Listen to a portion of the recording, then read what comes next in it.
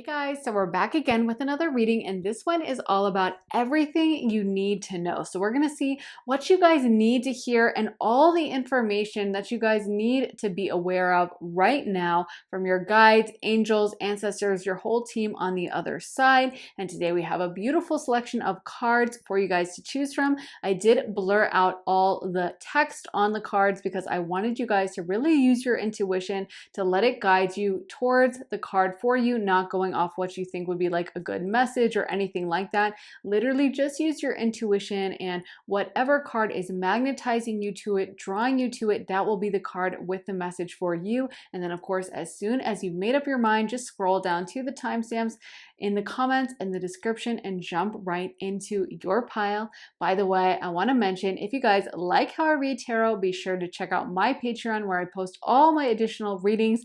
I just posted a reading all about what timeline you're jumping into. And of course, as soon as you sign up, you get access to all my readings. So over 50 additional readings about love, career, spirituality, future life, past lives, soulmates, so many different readings to choose from. So if you guys want to see more of my content, head on over to my Patreon. The link for that is underneath the timestamps in the comments and the description. And I would love to see you guys over there on Patreon. Also, if you guys want to get a private one-on-one reading with me, you can also get that at my website, briarrosetarot.com. You can get a half hour or a full hour-long session with me, have me pull tarot for you, read your astrology, channel mediumship, or intuitively, you can have me do a year ahead reading, love reading, career reading. You get to really choose what we talk about, what questions you ask, and what we get into. So if you guys want to get a reading with me, head to my website, briarrosetarot.com, and the link for that is in my description. So thank you guys so much for watching. Now, if you need more time to decide, you can totally feel free to rewind, pause, and take as much time as you need,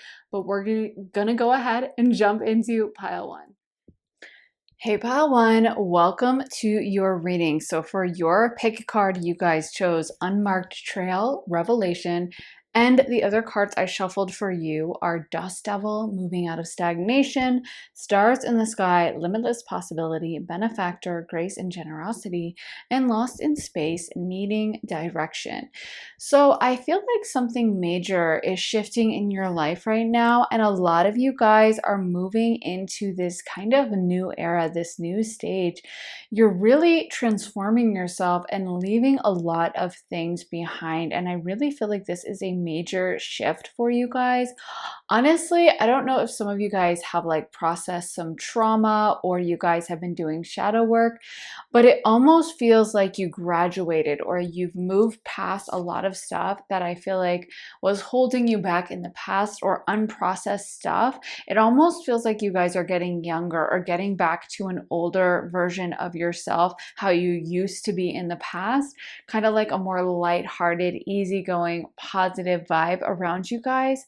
And I feel like a message that Spirit really wants you to know at this time is for you guys to be very open to these changes, because I am seeing some of you guys being a little bit scared.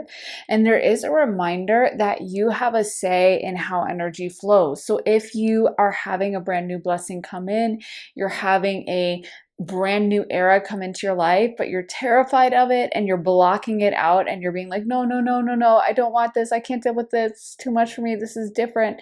Then, you know, that era may not be able to come in. It's kind of like, have you ever really liked someone? Maybe you had a crush on them, or you thought they were really cute or whatever, and maybe they started liking you back, and then they ask you out and like you panic, and suddenly next thing you know, you're like, oh my God, they actually like me. This isn't just a fantasy or something I came up with in my mind. This is actually real. It's happening.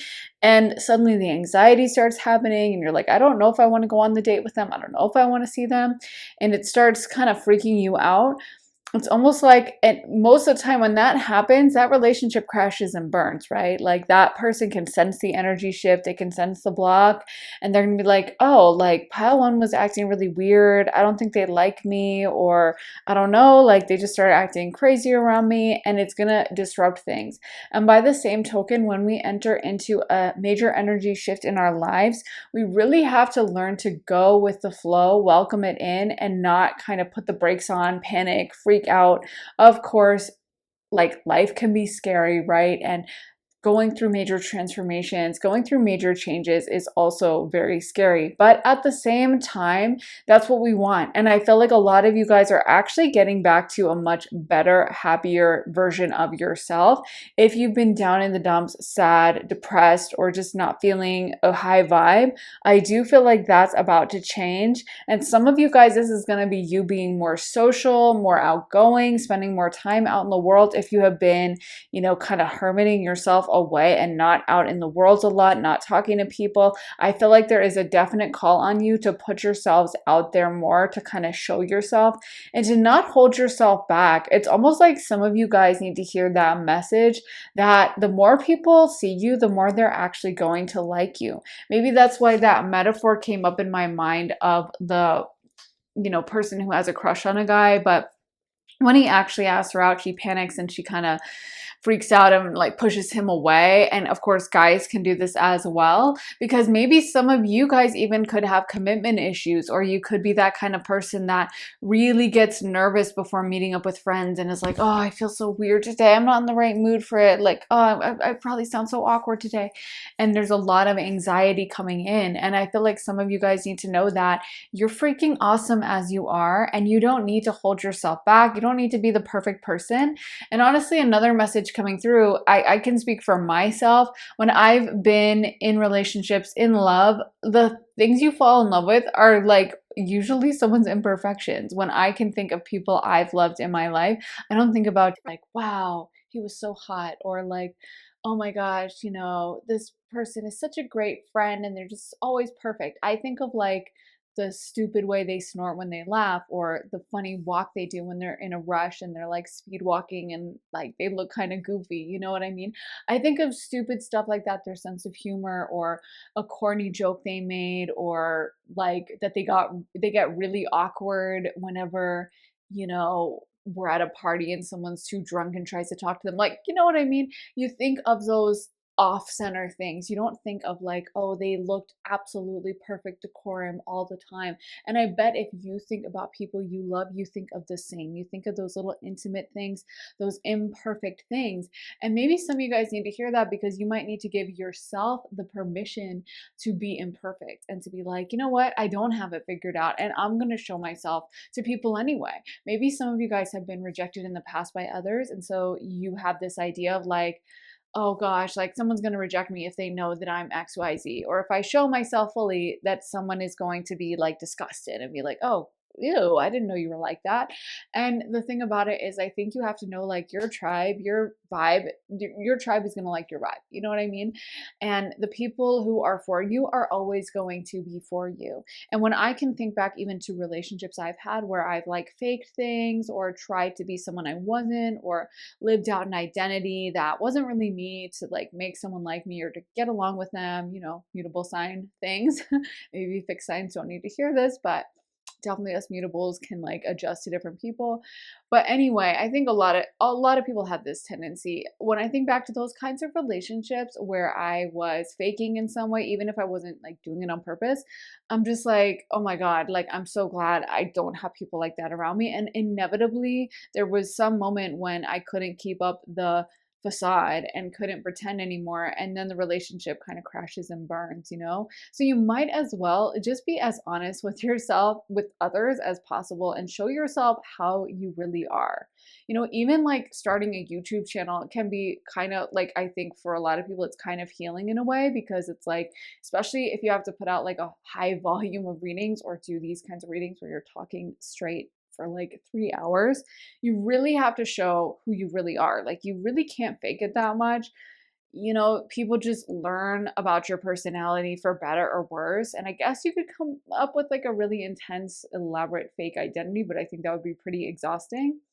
And the funny thing is like, it's so funny how I feel like the more real you are on YouTube, the more people like you, even if you are embarrassed about something, or even if, there's YouTubers that like are very honest about awkward or insecure things, and people love those readings or those channels or those videos, and they like go viral sometimes. So my point is like I feel like people are really thirsty for the real thing. People actually want you to show yourself.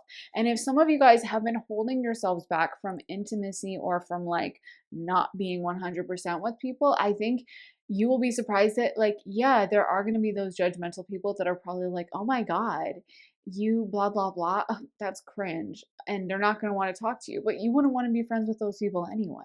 And the people who actually like you for your soul and actually resonate with you, they're going to love the more honest you are. So, yeah, I think a lot of you guys need to hear that, or like just even just give yourself permission to be imperfect and to not, you don't have to have everything figured out. You don't have to be A+1 all the time, everything in line. You can be like not completely right and you can color outside the lines, you can be like, you know, a little bit left of center or whatever you want to call it, and I feel like people are still going to really love you. And so giving yourself that permission, I feel like your guides are really calling on you to show yourself more to the world, to be more bold, to be more out there, to not be afraid to take opportunities, to like, you know, maybe you get in moods where you're like, oh, I'm just gonna stay inside. I'll just like, I don't feel like leaving. I don't look good today. Or like, you know, I'm just gonna like, you know, I was gonna go out for lunch, but I don't feel like it. So I'm just gonna like, I'll order in or I'll make my lunch at home. And it's like, go out for that lunch. Go eat at the cafe in the middle of town and don't be afraid to show up. Don't be afraid to let other people see you, perceive you. Even for some of you guys, it might be empowering or a good spiritual practice for you to literally wear clothing that's a little revealing. I'm not saying, of course, you should do anything you're uncomfortable with, but maybe, you know, sometimes we can hide our bodies as a way of hiding ourselves. So maybe if you're like used to dressing in super oversized everything, you could try wearing some skinny jeans or wearing some low cut top or wearing a short skirt or whatever you feel comfortable with. But there's this vibe of like showing yourself and kind of allowing yourself to get rejected or feeling pain to a certain extent as well. Maybe some of you guys have even shied away from relationships because you're like, I don't want to get hurt. I don't want to get rejected. I don't want to have to deal with the pain and the heartbreak, and I don't know how I'm going to make it through. You will make it through. You have been through everything in the past and you have made it through to this point, right? So it's like you are not going to have your heart broken. You're not going to be, no one's going to be able to take you out. You're not going to have some kind of trauma that's insurmountable. You are an endlessly powerful, look at this limitless possibility. This is you. You have immense and unlimited potential to do whatever you want. You can heal anything about yourself. You are the ultimate creator of your life. So, you know, even if something bad did happen, even if you did have a traumatic experience, you can heal yourself from that. You are incredibly capable and powerful. And knowing that, you're not going to be so afraid of like, yeah, so what if someone does reject me? So what if someone does say no? So what if someone isn't into me or thinks I'm stupid or thinks I'm cringe? And like, who cares? And so I feel like you guys are really being called to like welcome in this new era of your life and be brave about it. So if you get an opportunity, if someone invites you to a party and usually you're like, oh, I hate parties, like I'd rather be at home. You might question whether you genuinely like being at home and you really are like this super introverted person that hates being around others, or if maybe that's a trauma response. You know, there are real introverts, but sometimes people are just like they get anxiety, and as soon as they feel that anxiety, they're like, oh, it's my intuition telling me I should leave this party right now. It's my intuition saying that these people don't like me. Well, is it, or is it your anxiety? I mean, maybe the party is lame and the vibe is off, and that's a real thing. But if you have anxiety, that kind of can override your being able to be in touch with yourself and genuinely hearing spirit, because anxiety is super loud, right? So if you're like getting anxious at the idea of being around others, then that might be something you might practice and get over even through like exposure therapy. Like I know for me, I used to, apparently when I was little, I liked spiders, which I'm like, I really can't imagine that, but my mom told me that once, which I think she might be just completely wrong. Well, I hate spiders, and I think it's because I grew up in a house full of spiders, like growing up in the DC area. in this very wooded section. Like there was so many spiders around, and we literally had these thing called wolf spiders that charge at you. So like all the people who say, "Oh, spiders are just more afraid of you than you are of them," no, and you must have never seen a wolf spider, because wolf spiders literally charge you when they're scared. So they will run towards you and try to bite you. They're super aggressive. We also had wood spiders, which are like that big, no joke. They're like 6 inches or longer. So growing up in a house like that where you would just randomly see spiders and there was like no way to get rid of them, we would, get the house sprayed and stuff, but they would always come back. It was like torturous, and I hate spiders to this day. I don't like them. I actually think I have a spider bite right here. I don't know if you guys can see it, but this is why I've been thinking about spiders lately, and all the people that tell you like, "Oh, you shouldn't be scared of spiders." Like, I'm like, screw that. I don't like them, to be honest with you. But lately, I've been getting a lot better about spiders. And when I see a spider, I try to tell myself, listen, let the spider stay in the room, which is maybe a bad metaphor since I do have this spider bite. Like, I shouldn't have brought that up. But anyway, I have been seeing spiders more and trying to stay super chill and reminding myself that they're not wolf spiders, that they're not super venomous, that they're tiny, that they're going to stay away from me, and all of that. And I have found, I never thought it would be possible, but I have found that actually now when I see a spider, I'm able to be that stereotypical spiritual person who's like, "Oh, it's spider, a beautiful creature. Oh, let it stay alive. It's just so gorgeous." Even though it's still not fully my vibe, I literally never thought I would feel anything but pure abject panic in my stomach from all the horrible traumatic experiences I had, like randomly finding a spider under a pillow growing up. Like it was just awful. So my point is if I can get over that with like exposure therapy, just allowing the spiders to stay in the room and calming myself down and being like, you know what, this is gonna be okay. It's tiny, it's fine. Even if you get bitten, it's not the end of the world. Then anyone can get over anything. Exposure therapy, forcing yourself to be around it, forcing yourself to just do it regardless, it does work, it does help. And for some of you guys, if there's something you're freaking out about and that just causes you panic in the pit of your stomach and you're like, "Oh my God, no, like I can't," or even not that intense, but just you're like, "No, like I don't like going to parties. They make me anxious," or "I don't like dating," or no, I just want to be by myself." You might think about, how can I push myself out of this comfort zone? How can I empower myself more? Because that's really what empowerment is, right? It's having lots of options. So if you're terrified when you have to go into a public place, if you're terrified at the idea of eating alone in a busy restaurant, then that's exactly what you should do. If you're terrified of spiders, then you should probably seek a spider out and let it chill in your room just so you can get over it. And honestly, I'm surprised by how empowering and freeing I have found that. I know it's such a small thing, and I since I thought that was like normal growing up, now that I've lived other places, I'm like, it was so not normal. Like it was just so crazy that we had to deal with that many spiders. But they are all over like the DC area. So the wolf spider thing, it's like it just happens. But at the same time, I feel like now that I'm an adult, it's not something that's come up a ton. Like I don't see those kinds of size spiders a lot.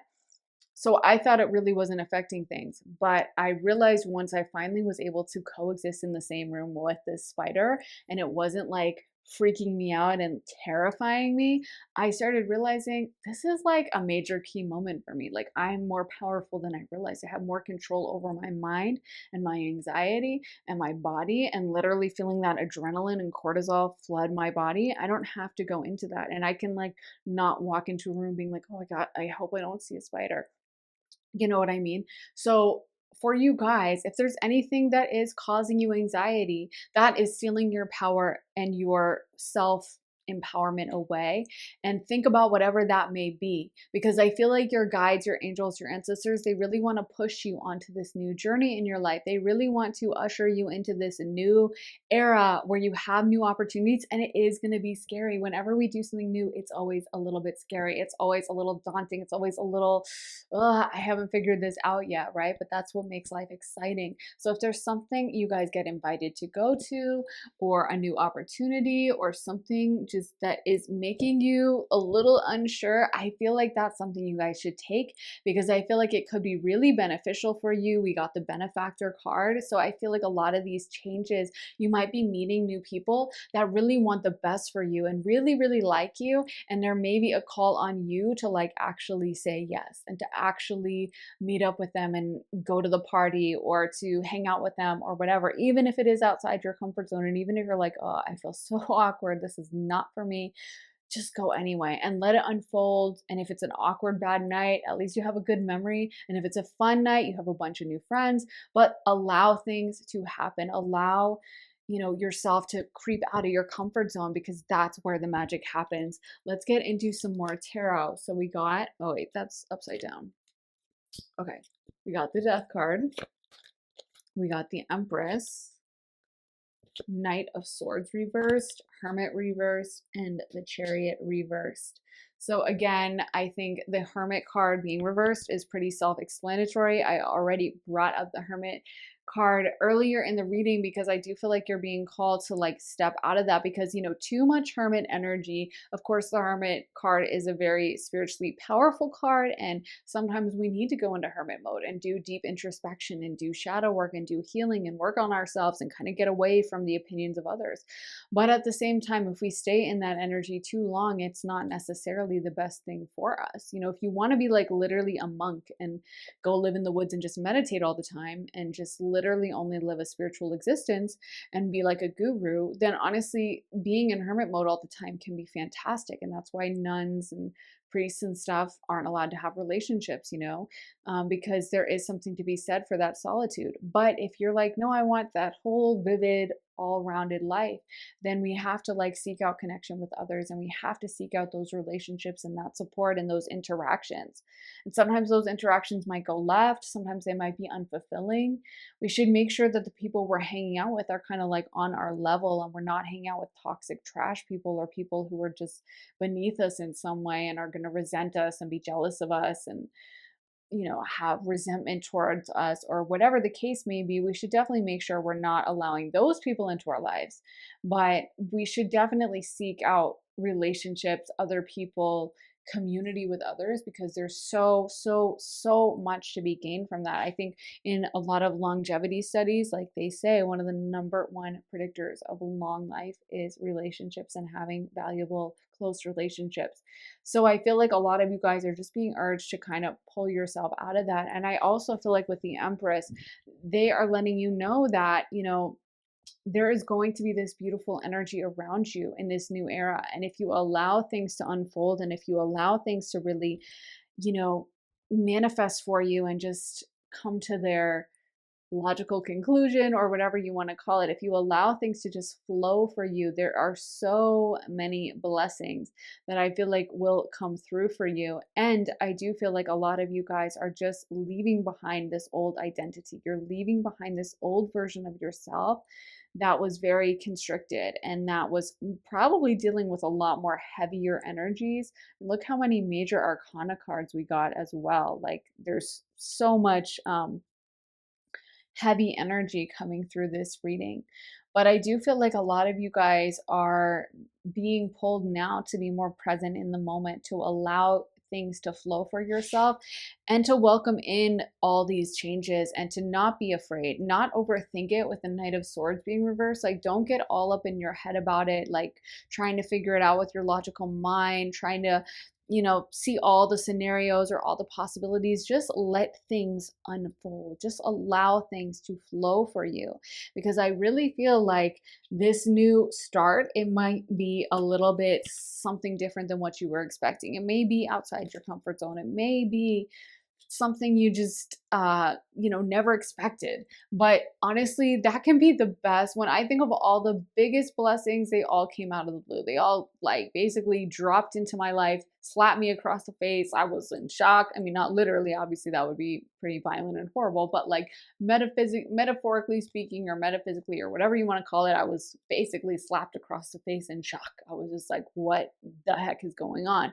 And so I feel like, unfortunately, a lot of times we can't predict the biggest blessings. They just have to kind of come and surprise us, because maybe if we knew about it, we kind of screw it up or something. I don't know why, but it feels like we do have to be surprised on some level. So if you're feeling a little uncomfortable, if you're feeling a little nervous, if you're feeling like, oh, I don't know what this is, that's actually a good thing. It is a positive. Um, let's see. Let me pull these cards. We got the Wise Woman of Wonderland, the Hungry Ghost, the Fire Prince, and the Keeper of the Scales. I do feel like for some of you guys, this may be a new relationship or being called to be more open to relationships, being called to seek them out. If you're like, yeah, well, I'm sick of dating and I'm like done with it and I'm not online dating and I'm not doing anything like that. And I'm just over, like, maybe this is a call for you to push yourself back in. You know, you can get out of the game, but you can get back in and you can allow things to happen and you can, you know, let opportunities take place.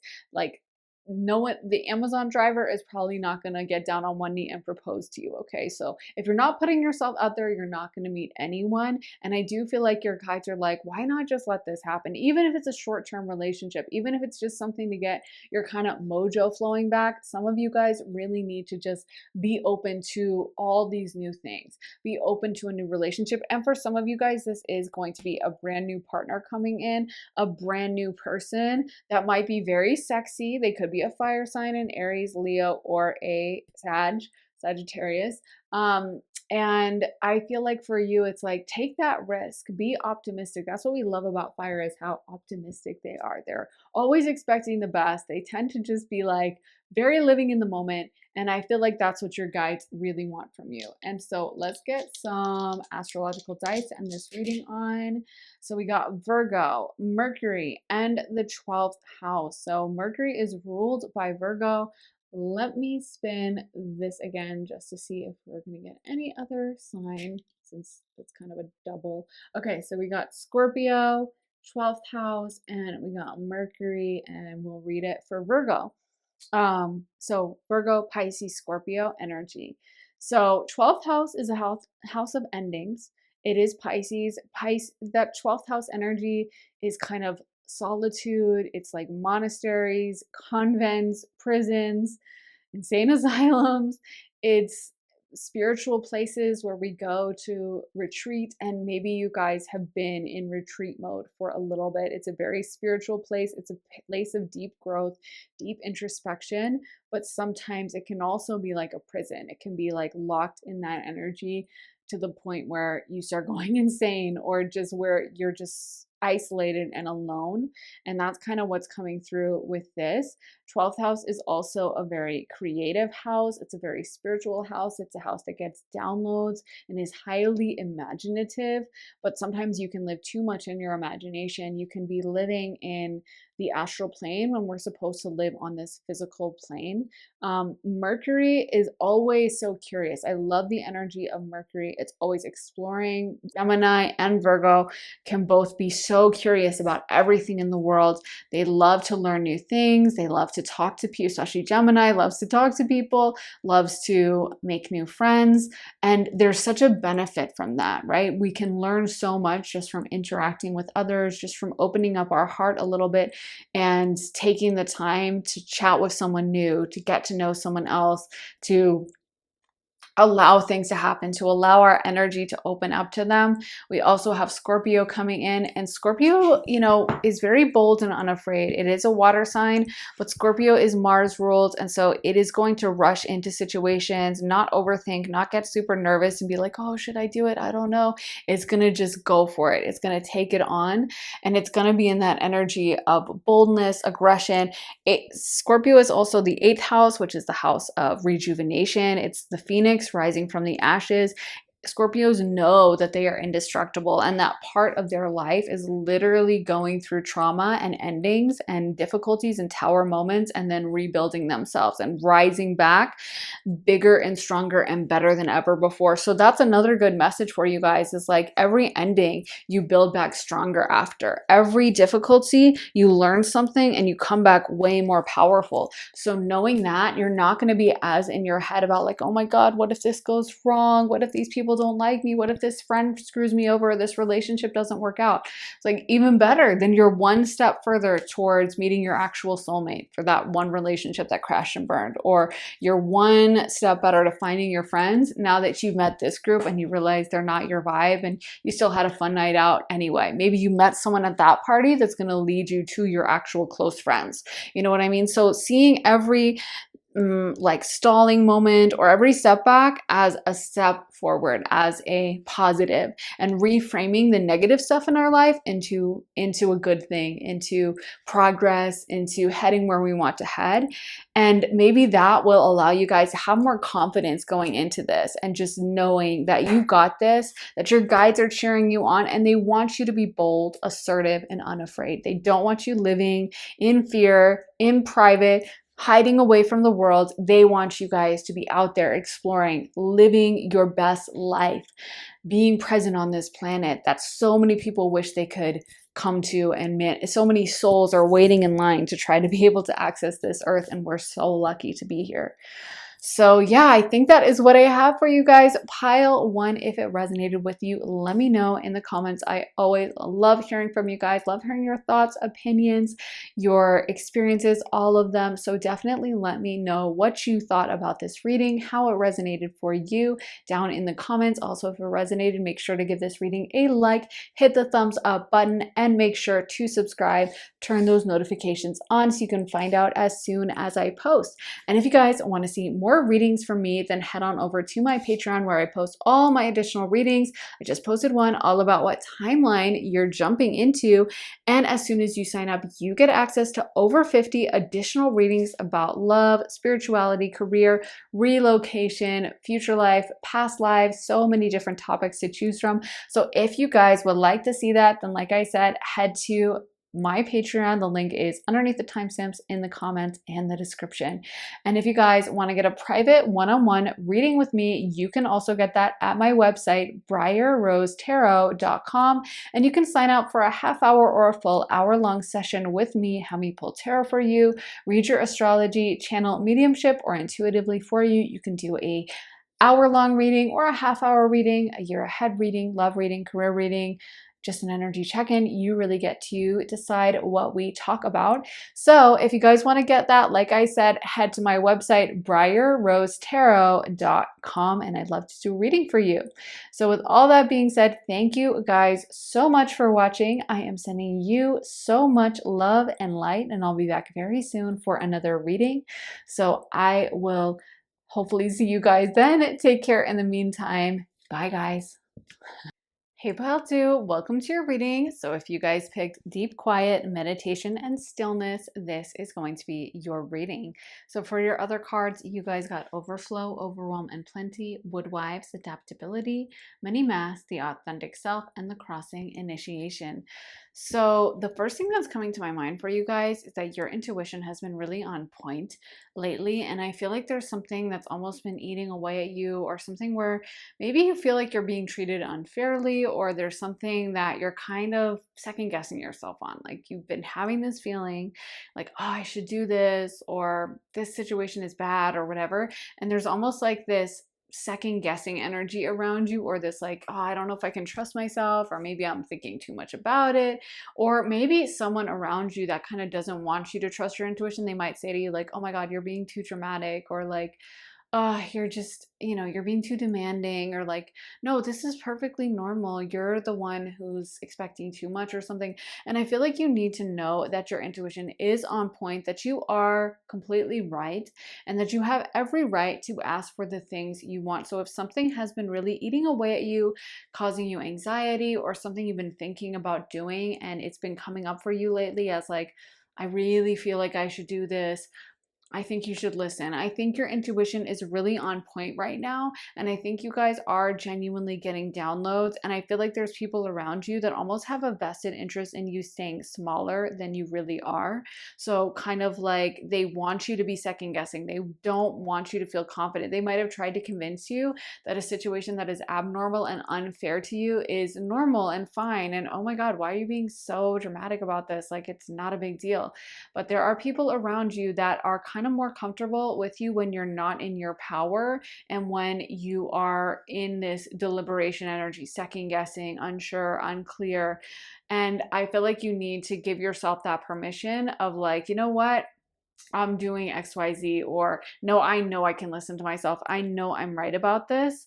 Um, I look back to all the times when I was like, "Meh, I feel like this situation is unfair to me, or I feel like this is off, or I can't believe this is happening." And the only thing I wish I could do differently is I wish I had listened to myself earlier. I wish the first time that I'd gotten bad vibes from that person, or I thought, gosh, they seem kind of like really unfriendly, that I had listened and I had just completely written them off and stopped dealing with them. You know what I mean? And I know sometimes you're trapped in like, you can't just cut that person out of your life. Maybe they're your boss or a coworker or your apartment manager or something like that. But I do feel like you need to know that you're completely in the right and what you're asking for is not unreasonable. So if this person is trying to make you think you're being unreasonable and trying to make you think you're crazy, then that is a major red flag, because I think they know as well that what you're asking isn't that crazy and isn't that out of line. So that's the first thing that I'm getting for you guys. And I really do feel like right now, like I said, your intuition is so on point. Like you can probably read people like a book. And I feel like some of these people, ooh, I did not mean to knock these cards out of the way. But anyway, maybe we'll do an astrology reading sooner rather than later, since I guess they want to come out. But as I had been saying, I feel like there are people who are afraid of your power, pile one, because I feel like there's something gestating in you that's like so amazing and so powerful. And I feel like pile two, you guys have a really special, potent energy around you. Like there's this intensity, or there might be a creative gift that some of you guys have. There's a really strong potential of success around you, of possibly money and abundance. And it's almost like you guys can do it all. You guys have so many options. I feel like some of you guys are really good communicators. You might have creative talents in some way. But it's almost like these people want to see you unsure of yourself. They want to see you questioning. They want to see you feeling like, nah, maybe I'm not that great. I was just seeing this thing about someone was talking about, it's so crazy how common it is that someone says, I leveled up in my job, or I started earning the money I wanted to be earning. And it's so weird, but like my family's been so nasty to me ever since. Or my friends, like I thought they were my best friends, and suddenly they keep telling me I've changed and I'm different, and I don't feel like I'm different. I feel like I'm still the same kind person, but they're not supportive.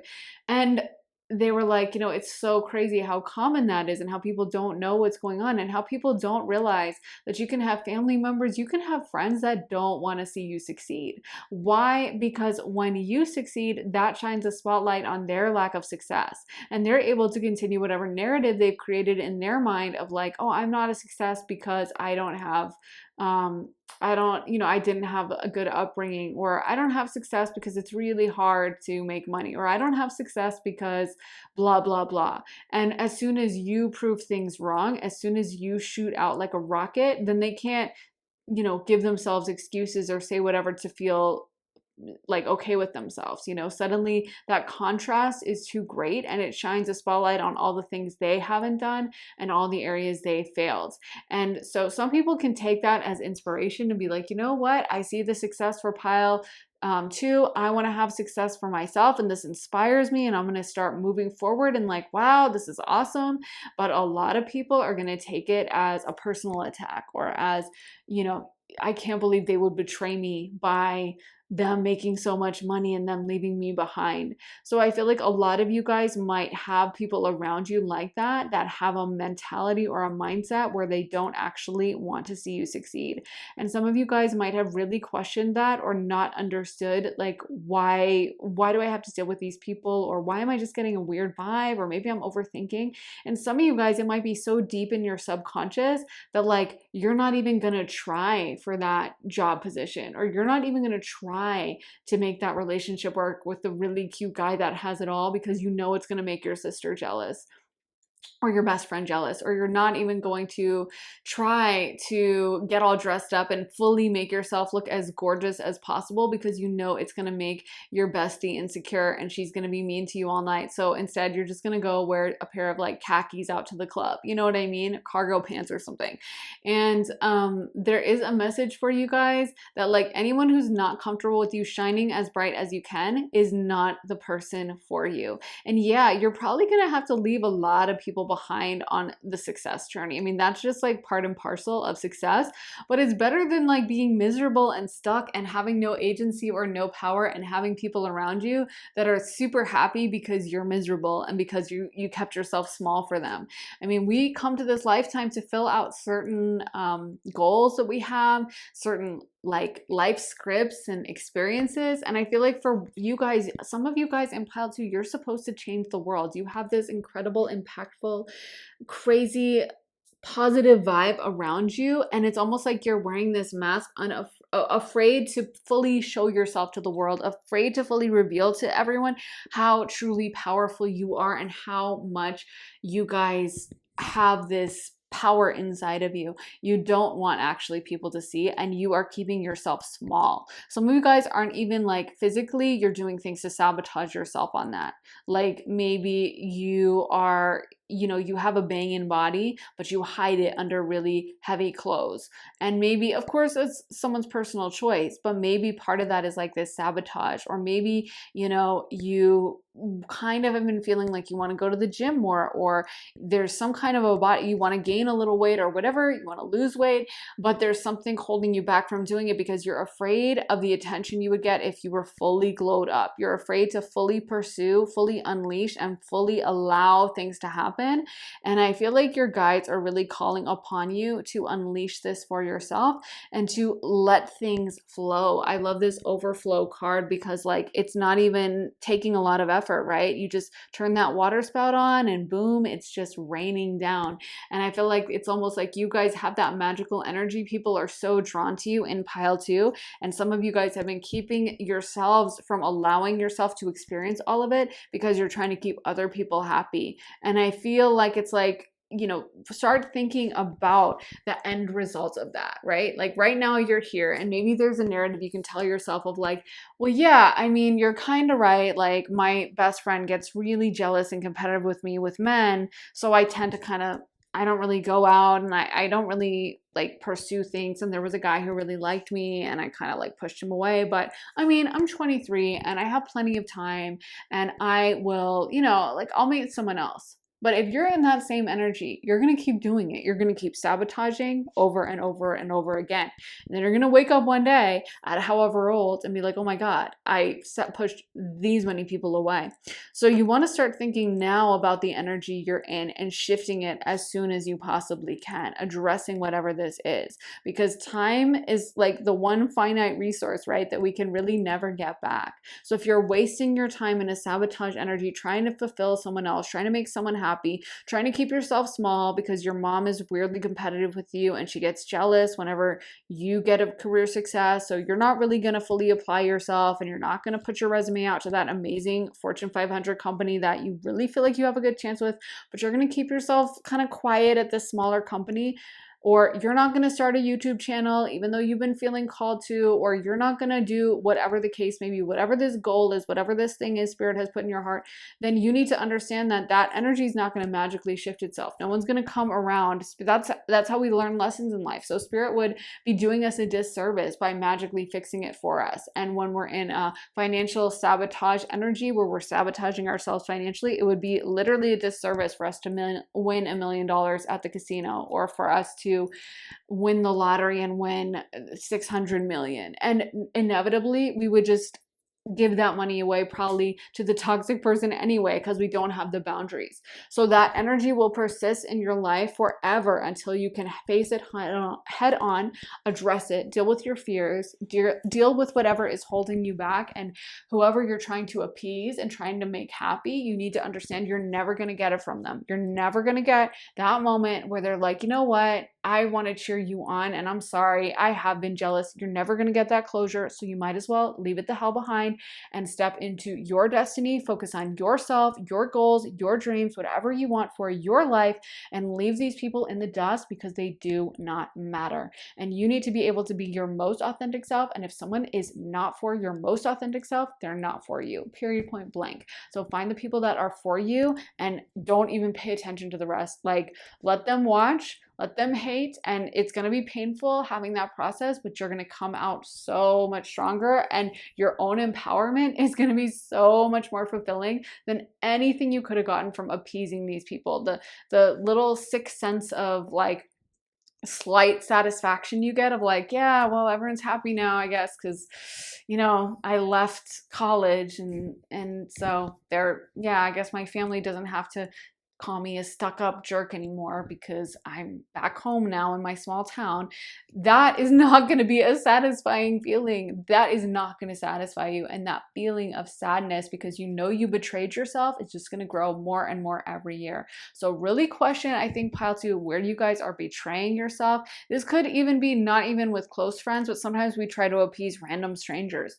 The weirdly hostile apartment manager that just seems to have it out for us whenever we mention a maintenance request. So we just end up living with like the broken dishwasher because I really don't want to get into an argument with Sarah. So you know what? Whatever, screw it. I'm not going to mention that my shower head broke and that it's been spraying cold water all week long. I'm just going to like deal with it. That's betraying ourselves as well. And we need to get into the process of being like, you don't like me? I don't care. Anyway, fix my shower head. That's your job. You know what I mean? Standing up for ourselves. That's something we learn in life. And I feel like that's what you guys are being called on, is to think like, where am I not being fully honest about what I want with my life? Where am I not being fully honest about what I deserve? And, all those things, because I feel like with you, there's something you're kind of like you might not have even admitted to yourself what you really want. You might have told yourself like, no, I'm fine with not having a working shower head. I'm fine with, like, I remember I had this apartment, and honestly, the apartment manager, I felt like he had a crush on me, and I was kind of creeped out by him, and I was like terrified of this idea that he might put a camera in my room. So I ended up like something like, I don't know, the oven broke or something like that. And I just ended up living in that apartment with like a broken oven, or I think the fridge broke, which was like horrible. And I just lived with a broken fridge because I was like, oh, I don't want to have to ask him. Like, I really thought, he was kind of creepy. And he was very creepy afterwards. He literally kept pressuring me to go on vacation with him, and he was trying to withhold my security deposit until I would go on vacation with him. Crazy lunatic man. But anyway, my point is like, the only thing I wish is that I hadn't like even tried to be nice to him. I wish I had just been like, come here, fix it, and kept my eyes on him the whole time so he couldn't have left a camera, and been like very direct and very assertive. And I know sometimes we can't have that energy. Like, we're scared. There's other factors at play. But I honestly think the more direct and upfront you can be with what you want, with telling yourself, because what I think back to that time is I would tell myself like, this is fine. I don't really need a fridge. You know what? I don't really, it's kind of probably, humans have had room temperature food for thousands of years. It's probably healthier. And it's probably like, isn't it so funny how we can make up these crazy justifications, and I would just adjust what I would eat. I wouldn't eat a lot of meat, or if I bought meat, I would like cook it right away. This was towards the end of me moving out anyway. But I mean, I should have like marched down there and just been like, fix it now. And I think so much of the time we kind of like gaslight ourselves too, right? Like, we're not even aware we're doing it because we come up with a million justifications so that we don't have to get into like difficult conversations or weird entanglements or like make someone else upset, when the reality is we know what is good for us and we know what's fair and not fair, and we need to trust our intuition the first time and not gaslight ourselves repeatedly into pretending something's okay when it's clearly not. Let me get into some tarot. So we got Page of Swords, Four of Swords, Justice, Four of Pentacles, and the Ten of Wands reversed. Wow. So it's so funny looking at these cards, and we know it's just channeling, but it's like they definitely correspond to me to like what I was talking about with the Justice card, Page of Swords, because the Page of Swords is all about like speaking up. One of the things it can represent is speaking up and using our voice.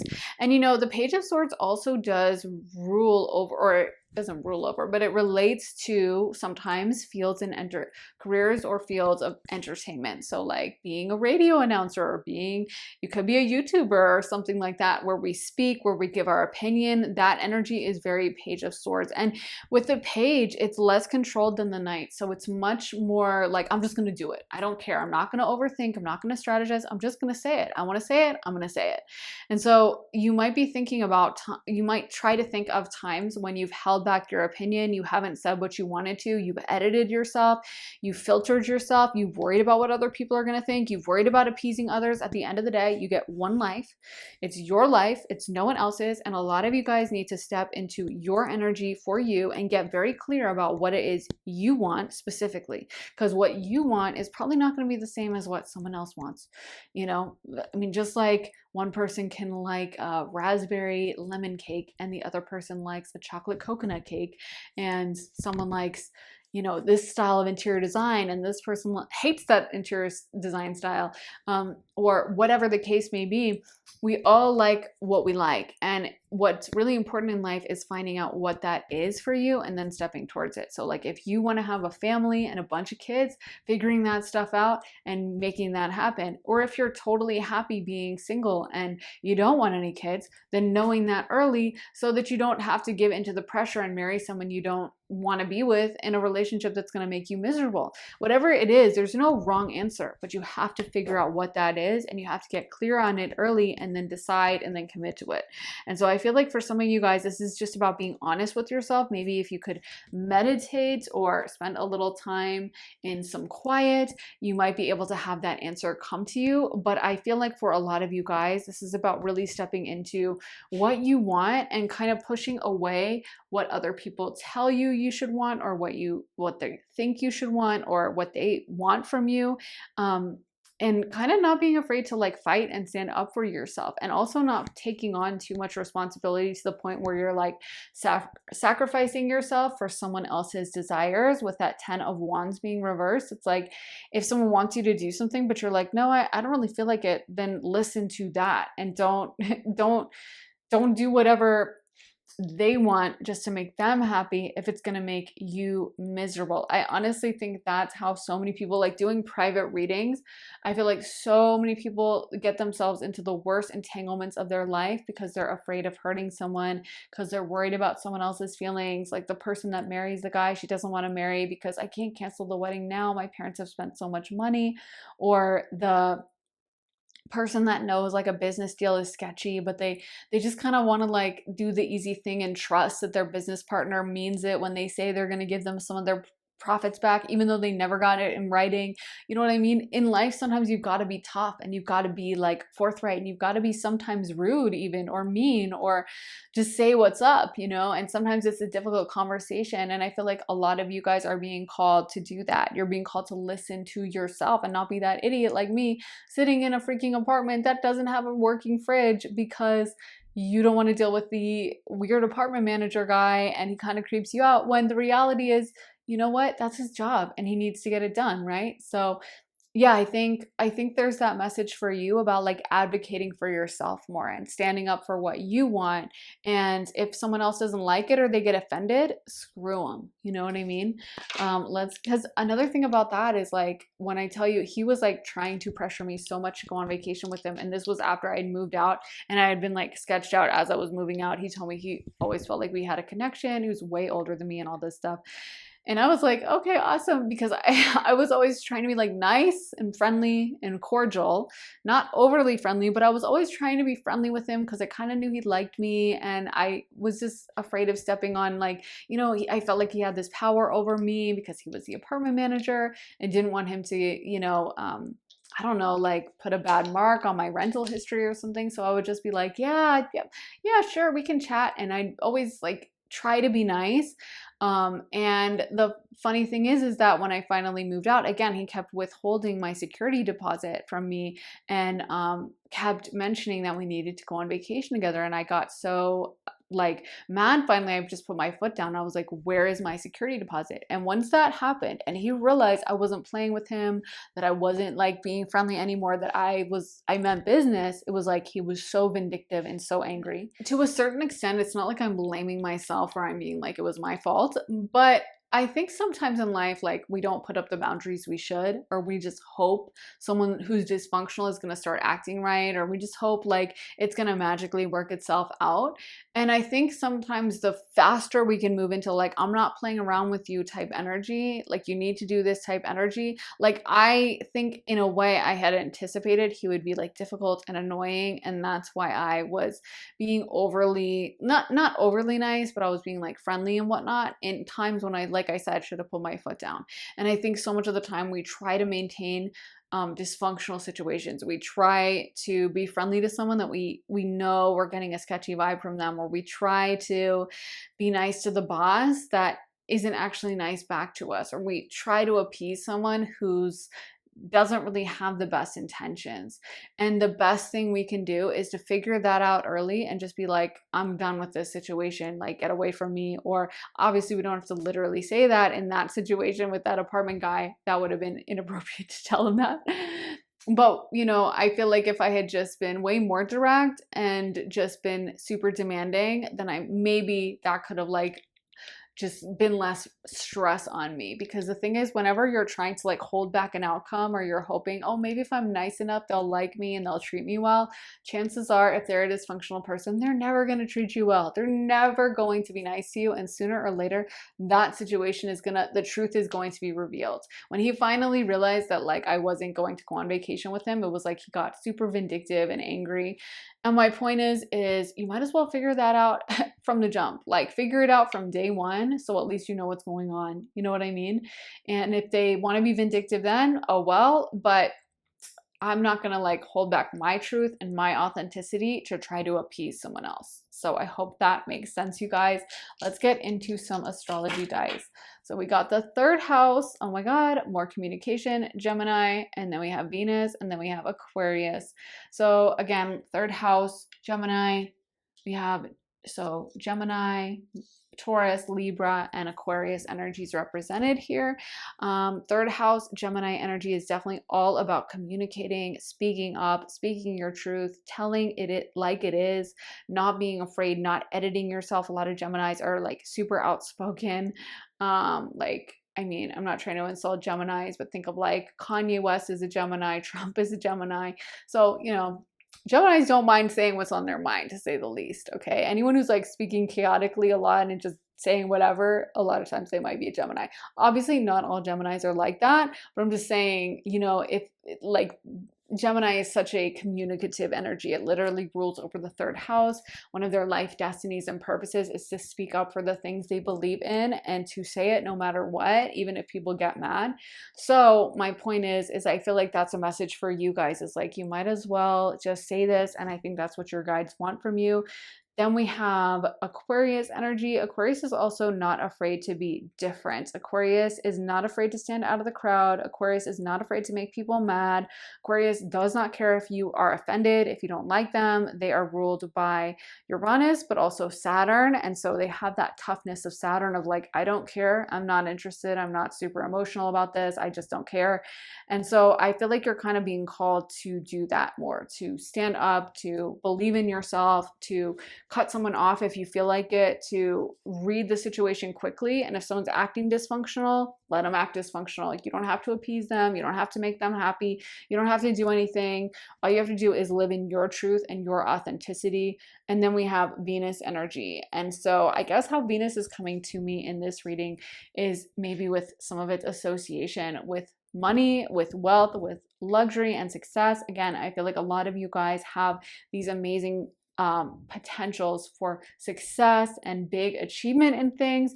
So with that being said, and knowing all of that, I feel like, again, why are you holding yourself back when you have this kind of like gold mine, you know, that you could pull from, when you guys have this beautiful success energy around you, when you guys feel like you have so much abundance as a part of your birthright and that so many people are drawn to you. There may be a lot of people who are jealous of you as well. Venus energy tends to attract some jealousy. So a lot of people may, resent you because, oh, she's really pretty, or she's really smart, or he's really muscular, or whatever the case may be. And I feel like what you have to do is learn to block that out, because pile two, if you guys really are going to embrace your success and have that as part of your journey, that's going to be an innate part of it, is people are just going to get jealous. That's just how humans are. They just are jealous by nature. So again, knowing that, just don't even let it get to you. Don't even let it affect you. And a lot of you guys are supposed to learn how to block that out and how to just ignore all of that, because I think you have something a lot bigger and a lot greater that you're actually building. And you need to learn that, like, whenever that's happening, whenever you stand out of the crowd, whenever you're special, you're gonna have people that try to bring you down, wish they could be on your level, sense that special je ne sais quoi energy about you and resent it. And a lot of you guys are just gonna have to accept that and start making some boundaries, putting those walls up, and stepping towards whatever it is you want in this life. So anyways, I really hope that resonated, you guys. Let me know if it did in the comments. I always love hearing from you, hearing your thoughts, your opinions, your reactions and experiences, all of it. So definitely let me know in the comments what you guys think and how you resonated with this reading. Also, make sure to give it a thumbs up, hit the like button if it did resonate with you, and make sure to subscribe and turn those notifications on, hit the little bell so you can find out as soon as I post next. And if you guys want to see more of my readings, then head on over to my Patreon, where I post all my additional readings. I just posted one all about what timeline you're jumping into, but as soon as you sign up, you get access to over 50 readings about love, spirituality, future lives, past lives, money, relocation, career, friends, family, so many different topics to choose from. So if you guys want to see those, head to my Patreon, and the link for that is underneath the timestamps in the comments and the description. And if you guys want to get a private one-on-one reading with me, you can also get that at my website, briarrosetarot.com. And you can sign up for an hour-long session or a half-hour-long session with me. You can have me pull tarot for you, channel for you, read your astrology. You can have me do mediumship, just intuitive channeling, read your astrology. I think I already mentioned that. I'm losing my train of thought. But yeah, you can get a reading with me, a love reading, career reading. You get to ask me about really whatever you want. So if you'd like to get a reading with me, like I said, head to my website, briarrosetarot.com, and the link for that is in my description. Thank you guys so much for watching. I am sending you so much love and light, and I'll be back very soon for another reading. So take care of yourselves, guys, and I'll see you then. Bye. Hey Pile 3, welcome to your reading. So for your pick a card, you guys got Me Talks, Preparing the Body, Mind, and Spirit. And for your other cards, you got Dream Thief, Refusal of the Call, Watchers, Transpersonal, Feast of Plenty, Choices and Their Consequences, and Netcaster, Preparations Come to Fruition. So there is a vibe with some of you guys, possibly of overindulging a little bit, or almost being a little bit too easy with yourself, I guess. Maybe sometimes, like, you're supposed to do something, you have a deadline or a schedule, or you have a certain goal, but you're not actively taking the steps to pursue it. And there is a message for some of you guys about, like, no one can do it for you. I also feel like I'm getting an energy as well of, like, waiting. I don't know who this would apply to, but I'm almost hearing something like, well, I'm waiting, or, I'm holding on for now, and I'm going to wait and see. And sometimes I think in life, we can be always in this energy of waiting, or we want confirmation from the universe. We want to see what spirit says. We want to know that, like, we're on the right path. And so we kind of wait for, like, things to magically just form in our life. We just wait for that magical moment when, someone spots us on the street and says, oh my God, you should be a supermodel. Wow. And maybe that happens for some people, but if you really want to be a model and that's your dream, you should probably just go ahead and send your headshot out and send your resume or send some photos to a company, to an agency. Or if we want to start and have a thriving like TikTok, you got to start posting on TikTok. You know what I mean? Or if we want to get married, but we're not actively dating and we're not going on dating apps, then what's going to happen with that? Probably not a whole lot. So I feel like there is a message for you almost about sometimes being a little bit more disciplined. I feel like in a way, some of you guys, it's almost like you start dipping your foot in the pool, or you start like getting into it and then you get scared and you kind of chicken out. Like maybe you thought about, doing something, but then like it actually started coming down the pipeline, or things started coming into place. Or maybe like you filmed that TikTok video, but when it came time to actually posting it and, showing yourself, then you started like freaking out and getting really scared or getting really nervous or really self-conscious. And there's a message here that, things take time to come together and you kind of have to prepare. I love this netcaster preparations come to fruition, because I think that's a big part of manifesting is like, it's not just the moment when it all happens. It's a million things that lead up to that, and one of my patrons, I was just talking to them, they had messaged me about their new YouTube channel, and I was like so excited. I can't remember the name of it, but I was so excited, and I was telling them, your channel is growing like way faster than mine was at the time. When I first started, I think she has like 100 subscribers, and I'm like, dang, that's really good. Because I know for me, the first couple YouTube videos I filmed, like literally no one watched. In fact, I think the second video I filmed got something like 3 views. And I remember thinking like, if I continue at this growth rate, like I could never, ever, ever have any kind of a channel. And it was like finally some video got some traction and got over 1,000 views, and then that kicked the algorithm into place or whatever, and then people started seeing more of my content and they started showing it, and it just kind of like happened from there. But when I think about that second video, that was such a like refining moment for me. Seeing it get 3 views was so demoralizing, and I remember thinking like, should I just stop, and should I just like, what's even the point of trying? Like, I think I got like 3 views and 1 new subscriber. And I was like, okay, so if I continue, like I did some math in my head just to be like fatalistic. And I was like, okay, so if I continue at this growth rate, it'll take me like a century to hit like 1,000 subscribers or something. So I was like super demoralized about it, and I had the option obviously to quit, and I was just like, whatever, I'm just going to keep going. And then of course there was something that kicked into place, but it's almost like sometimes you've got to prepare a lot. You've got to have those videos in the tank. You've got to have practice at it. You know what I mean? A lot of times what you see is like the final results of a manifestation isn't just when it starts there. And I'm not trying to hold myself up as like, oh, I'm so successful or anything. But I just think in general in life, like people don't see all the time that goes into something else. I mean, for me, I like also studied astrology for years as a hobby and did all kinds of metaphysical learning before I ever kind of fully, for years on end, before I had ever filmed a YouTube video. And so my point is that, don't kind of knock the preparation or feel like, oh, well, it's not happening exactly like I thought, so it's not going to happen. Don't allow yourself to kind of check out or just be like, oh, whatever, or be, out of it. Because I feel like for you guys, there might be something you want, something you're trying to build, but then you start like getting some traction and then you get demoralized and you're like, oh, it's not happening like I imagined. It's not happening like I thought. And the only way to bring some energy into a sector in your life is to actually bring energy into it, right? Like to bring your energy, to pour your energy in. So if you want something to happen in your 7th house of relationships, are you online dating? Have you contacted a matchmaker? Are you flirting actively with like the cute barista guy next time you go into the coffee shop that you have a crush on?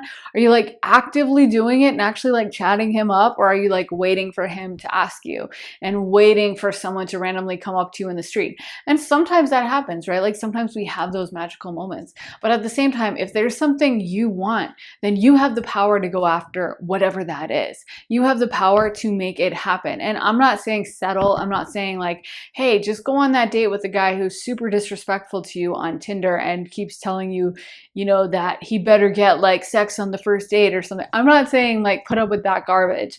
I'm just saying make sure like you're putting yourself out there, and sometimes it takes a bunch of time. Sometimes it takes you going on a couple dates before you find the guy that like is a good fit for you. And sometimes it takes, like I said, for me, like posting a bunch of YouTube videos and then you have one that does well. You know, I mean, every YouTube creator knows that is like, it's almost so random and unpredictable which videos people will respond to. It's kind of crazy. And I think in a way it's a good metaphor for life, because it teaches you not to take things so seriously, and also not to get super upset if something doesn't do well. It doesn't mean everyone hates you, but you know, that video might not have done so well. And if you keep things up and you keep yourself positive, then you might as sooner or later, you'll probably have a video that does well. And by the same token, whatever you're dealing with in your life, keeping your mindset positive, keeping your mindset focused on the end goal, and forcing yourself to keep going on it, not just being like, well, I'm just going to sit back and relax and maybe it'll just come to me randomly and it's just going to float into my existence, but being like, well, I want this, so I'm going after it and I'm going to actually actively pursue it, and I'm going to make this happen for myself to a certain extent. And I'm not going to worry as well what other people think, what they have to say, because this is my dream. I love this dream thief refusal of the call card, even though it's not the most positive card, but I love the message about it, because I think so many people just kind of don't pursue their dream. They don't even know what their dream is. Sometimes they bury it. They kind of just, you know, they worry so much about the approval from others. They end up pursuing things that like their mom thinks is good, or that their friend group will think is cool, or that this person is encouraging them to do, not necessarily the thing that makes their heart sing and makes them be like, oh, I love this. This is amazing for me. So I feel like there is a big message for you guys about really thinking about whatever it is and going after it and getting it done and making it happen and committing. And there's also like a real pleasure in that at the same time, right? Like that feeling you get when you've like climbed a mountain. I mean, I can think of this time I was climbing a mountain with a friend of mine, and she had basically a panic attack going up this mountain. I mean, I shouldn't laugh, but it was kind of funny because it was just so ridiculous. And we were like at the top of the mountain. We were like, this is literally not the time. Like we cannot carry you down this mountain. And that was literally the thought. We were like, we might have to carry her down, because like we really didn't know what else to do. And she was just panicking and like unable to leave. Like she basically just, I don't know, had a panic attack and would not budge. So she was like squatting down on the rocks and just, she was like, I don't want to go. I don't want to, like, I'm so scared. And we were like, well, you have to go. Like, we can't, like, this is not an option. And it was actually getting dark on the mountain. I think that's why she had the panic attack. We were like the last people going up to the top. Like, you know how like there's a bunch of people during the day, and then it starts getting into like dusk or later in the day, and then it like starts rapidly trailing off the number of people going to the top. We were already running late, and by the time we got up to the top, it was like there was like really no one who was still up there, and there was still daylight, but it was like a long hike to the top. So we were like, we need to like leave, and hopefully we'll have enough daylight. Thank God it was literally the longest day of the year. It was the summer solstice, which I didn't know, but there was that weird, I kind of look back now being into metaphysical stuff and knowing about solstices. I kind of wonder if it was like a weird metaphysical energy going on, because it was kind of a creepy feeling. And anyway, we ended up like just getting down literally just in time, like the final rays of sunlight. It was like 9 p.m. It was super late. So I think that's why she was panicking, is because it was already pretty late and we were still at the top of the mountain. But she, instead of being like, well, let me get down from here, she just literally started panicking and being like, I can't breathe. And I think I'm like, I just can't go anywhere. And we were like, what do we say? Like, we can't carry you. We literally cannot carry you. And should we call like the emergency services? But anyway, what ended up happening was she mentally got a hold of herself. It took a while. It took probably 5 or 10 minutes of the panicking, which was very nerve-wracking for the rest of us, because obviously we're like thinking like, are we all about to get stuck on the top of this mountain as we, because we don't want to leave her, but like, what do we do? And 10 minutes is a long time to be watching your friend just like panic like that. And we're obviously trying to help her, trying to talk her down. But regardless, after 10 minutes, she finally got a hold of herself. And I was kind of like helping guide her over the rocks and being like, come on, you can do this, blah, blah, blah. But we finally got her to go and keep moving. And so she walks down the mountain with us. And honestly, in a weird way, it was like such a good hike because she had had the panic attack and because we were literally thinking, oh my God, like we're going to be stuck at the top of this mountain. And it was this one more thing to overcome. We were tired, we were sweaty, we were exhausted. The sun is setting, although thank God it was the summer solstice and the sun did not set till 9:30 p.m. because oh my God, like I can't even imagine if it had actually fully set.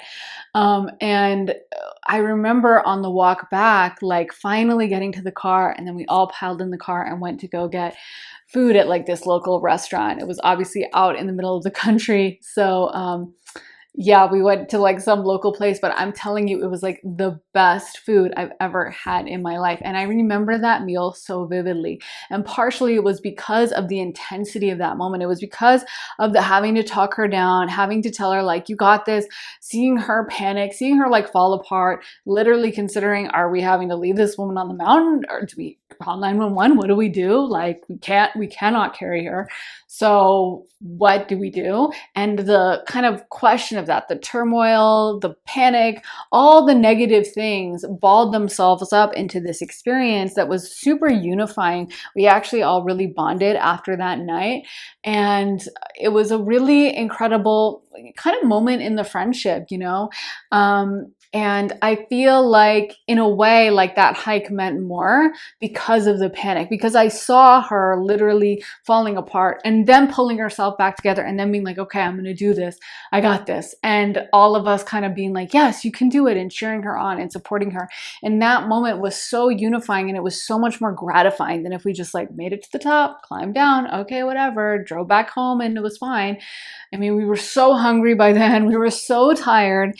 We had been through the ringer physically and emotionally, and it just was like the best. I think I got like chicken fried steak or something because like I said, it was out in the country, so it was like country food, but it was the best meal in my life. Like I remember exactly eating it and how good it was. Oh, I actually remember exactly. It was steak, not fried, not chicken fried steak or whatever, but just a regular steak, but it was like garlic mashed potatoes.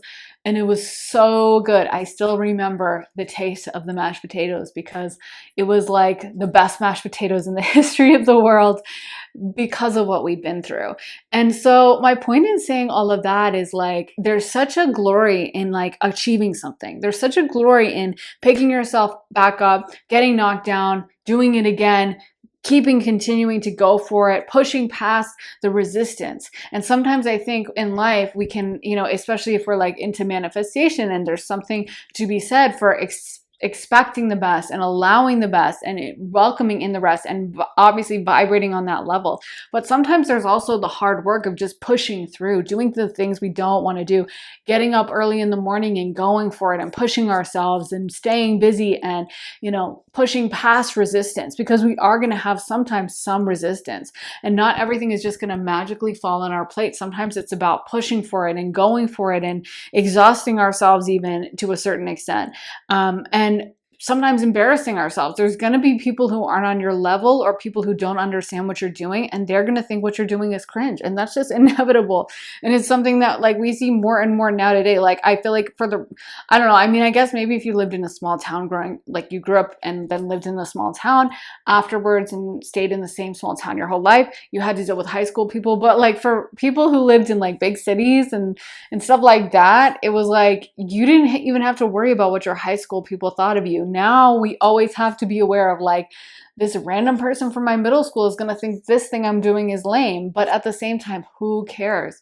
If you have that goal and that destiny, you've got to kind of block it out. You've got to kind of expect or accept that there is going to be someone from your past that thinks what you're doing is like stage 10, level 5,000 cringe. And oh, well, like that's not going to affect you. You know what I mean? So I feel like for you guys, you just need to have that reminder, I guess, that you can push through these things, that you need to push yourself sometimes, that sometimes that's what you've got to do. Sometimes you got to like get knocked down, you're a little bit of bruised and battered, and you got some dirt on your like knees, but you got to get back up and you got to push and you got to keep going. And so if there's something in life you want and you genuinely know you want it, whatever that thing is, if it's a career goal, if it's a physical goal, like you want to have a certain body type, or you want to do literally anything, you have to accept that you're going to have resistance, that there's going to be pain, that there's going to be downsides and negatives and hardships, and that regardless, you can still get through it. You can still push past, and you've got to keep your eyes on that prize. So laying in bed chilling, of course, that's good for us to do a lot of the time. And it's healthy to have breaks and have off days and have rest days. But at the same time, pushing yourself, I feel like, is something you guys should lean into, because that's how you achieve things. That's how you get things done. That's how you make anything happen, Let's get into some tarot. So we got the 8 of Swords, the Devil, 2 of Wands reversed, Knight of Cups reversed, and the 6 of Wands reversed. So again, with that Knight of Cups reversed, I do feel like sometimes that can be too much self-indulgence. It can be too many hobbies that are just fun, that you enjoy, like doing the lighthearted, casual stuff. Like, oh my God, I love going to the movies, so I'm just going to spend every single day this week going to the movies. I just love them. And then you look back and you're like, oh my God, I wasted how many hours this week at the movies? Each movie was around 2 hours each on average. So then that's 14 hours of my life that I spent. That's like almost a full day. I mean, it's like a half a day, but that's half a day of my entire week that I spent sitting in a movie theater seat. You know what I mean? Like, it's good to have hobbies. It's good if you love the movies to go to the movies every once in a while. It's good to have things you love. But at the same time, if you're spending all your time and kind of wasting away in the other and imagining and dreaming things, but not putting it into actual action, is that really good? Is that really a net benefit? Or is it something that, we really should tweak and improve upon, and maybe we can find a way to bring our love of movies and find a way to make it work for us and be productive. Maybe we can play a movie in the background as we like clean our apartment, or maybe we can write a movie script and send it off to studios and try to like manifest something with that. But if spirit has put something in your heart, it's something I do feel like you have this obligation to your higher self to pursue. And of course, you can choose whatever you want to do in this lifetime. But I think sometimes, I love the whole soft life vibes, and I think it's amazing. But sometimes it can also take, especially women, because soft life tends to be marketed towards women, away from the feeling of glory that you get from accomplishment, from like getting something done, from that Mars energy feeling of victory that like nothing compares to. You know what I mean? That feeling that you push through the resistance, you got it done. That's why I always say Mars is exalted in Capricorn, because why? Capricorn is just the most stubborn sign. Well, yeah, Capricorn is just so determined. Like once they put their mind on something, they just are like, I'm doing it. And you can try to be like, no, you shouldn't. But Capricorn is the mountain goat, and slowly they're going to pick their way up the mountain. They don't care about falling. They don't care about getting knocked down. They just kind of put one foot in front of the other. And that's really like half the battle with manifestation. It's just being willing to do it. It's just being committed to something over and over and over, and not allowing someone to dissuade you, not allowing yourself to get down in the dumps about it, not allowing yourself also to have vices and, and kind of like temptations run amok. Like if you want to get more muscle on your body, but you just want to lay in bed all day and just chill and just, watch sad movies or something, like, yeah, absolutely do that. I think that stuff can be really valuable, especially for imagining purposes, or if you're a creative type, I guess. But at the same time, it doesn't do anything. You know what I mean? You're not going to write that book that you're trying to write if you're just laying in bed coming up with dreams. You have to put pen to paper. You have to start typing at a certain point. And by the same token, if you want that dream body, it's not just enough, or, you know, that happens to be muscular or whatever you want to bring for your body. It's not going to come about from you just laying in bed thinking about it and being like, that would be great. It has to come into play from actually working out at the gym. So sometimes we can kind of ignore the hard work effort that goes into things. And again, I don't mean to put down like soft life. I think there's a lot of value in it, but I also think it's like, you know, there's something to be said sometimes for hard life, you know, or like achievement life, or like getting stuff done life, rubbing something in someone's nose life, like having this smug feeling of like, heck yeah, I did this, where you know someone's hating from the side, and you know that they're probably really mad that you accomplished this. You know what I mean? There's something to be said for that kind of life as well. And soft life doesn't really talk about that. Soft life doesn't really talk about how much fun it is to have a complete victory over something and do something that someone thought you never could, and you pulled it off, and you did your destiny, and you did it, and you have this like victory lap. You know what I mean? There's something to be said for that kind of achievement. And so maybe some of you guys need to like light a little fire under your belly and be like, okay, I'm going to do something. I'm going to push myself a little bit more on this. I'm going to take the effort because, like I said, I mean, there's something beautiful, I guess, about soft life, but does it get stuff done? Does it move mountains? Does it move us ahead? I don't know. And if we have a goal, a dream in life, we've got to pursue it. We've got to be aggressive about it. We've got to put 100% in, you know, because 20%, 70%, 30%, it's just not really going to hit the same. Let's get some astrology dice as well for pile number 3. So we got Pisces, 11th house, and the moon, aka Cancer. So we have Pisces, Aquarius, and Cancer coming in. That's very interesting. Pisces and Cancer, both water signs, and then we have Aquarius, which is air, and the 11th house. Anyway, so with Aquarius, again, I feel like there's that vibe of not being afraid to stand out of the crowd, not being afraid to make a fool of yourself. Aquarians really don't care what anyone else thinks about them. Like, I really think other people say, like, I don't really care what people think, but actually Aquarius means it. Aquarius is like, I do not care. In fact, like, they're so removed from caring, or they're so removed from like even thinking about others. Sometimes they're just like, well, I want to do that, and that's it. And they have that Saturnian like commitment to something. So I feel like you guys need that. Like, maybe whatever's holding you back mentally is this fear of what other people are going to think, say, not wanting to look stupid, not wanting to look like you failed. And the thing is like, I feel like, you know, if you allow that fear to run amok with you, if you allow that fear to stay really strong in you, then you're just never going to achieve anything. Because granted and guaranteed, whenever you're doing something cool, different, new, you're going to have haters. You're going to have people who don't like it. And so you're going to have people that mock whatever you're up to and think it's dumb. But you have to have the mental wherewithal to be like, okay, blocked, I don't care, I'm not listening. Otherwise, you'll just never accomplish anything, because those people will only feel comfortable and happy when you're like sitting on your couch, not doing anything, staying small, staying in your hometown, or whatever the case may be. And then they'll probably be perfectly happy with you, but it's not going to make you happy. Then we have Pisces and Cancer. So those are both 2 water signs. And what's coming to my mind with those 2 coming out is how creative both of them are. Water signs are highly intuitive and creative, and very spiritual as well, very psychic.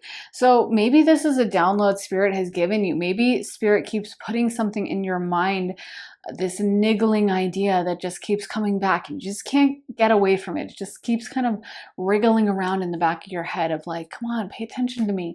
And if that's the case, I feel like, you know, my opinion is, as a spiritual person, that you have to give it your full force, because we do come to this earth with certain goals, with certain destinies, and it's not a sure thing. It's not like, oh, this is definitely your destiny and there's no way to avoid it. You can avoid it. You can just choose to like have whatever basic life and not actually fill that that out. And then it's kind of not a waste of a lifetime, but you're not going to fully achieve everything you wanted to. You're not going to level up in this lifetime, because keep in mind, we come to earth and it's like a school for us. It's like how much do you want to learn? And it's kind of like, there's people that want to sign up for like 8 extracurriculars and all AP classes, and they want to be an overachiever.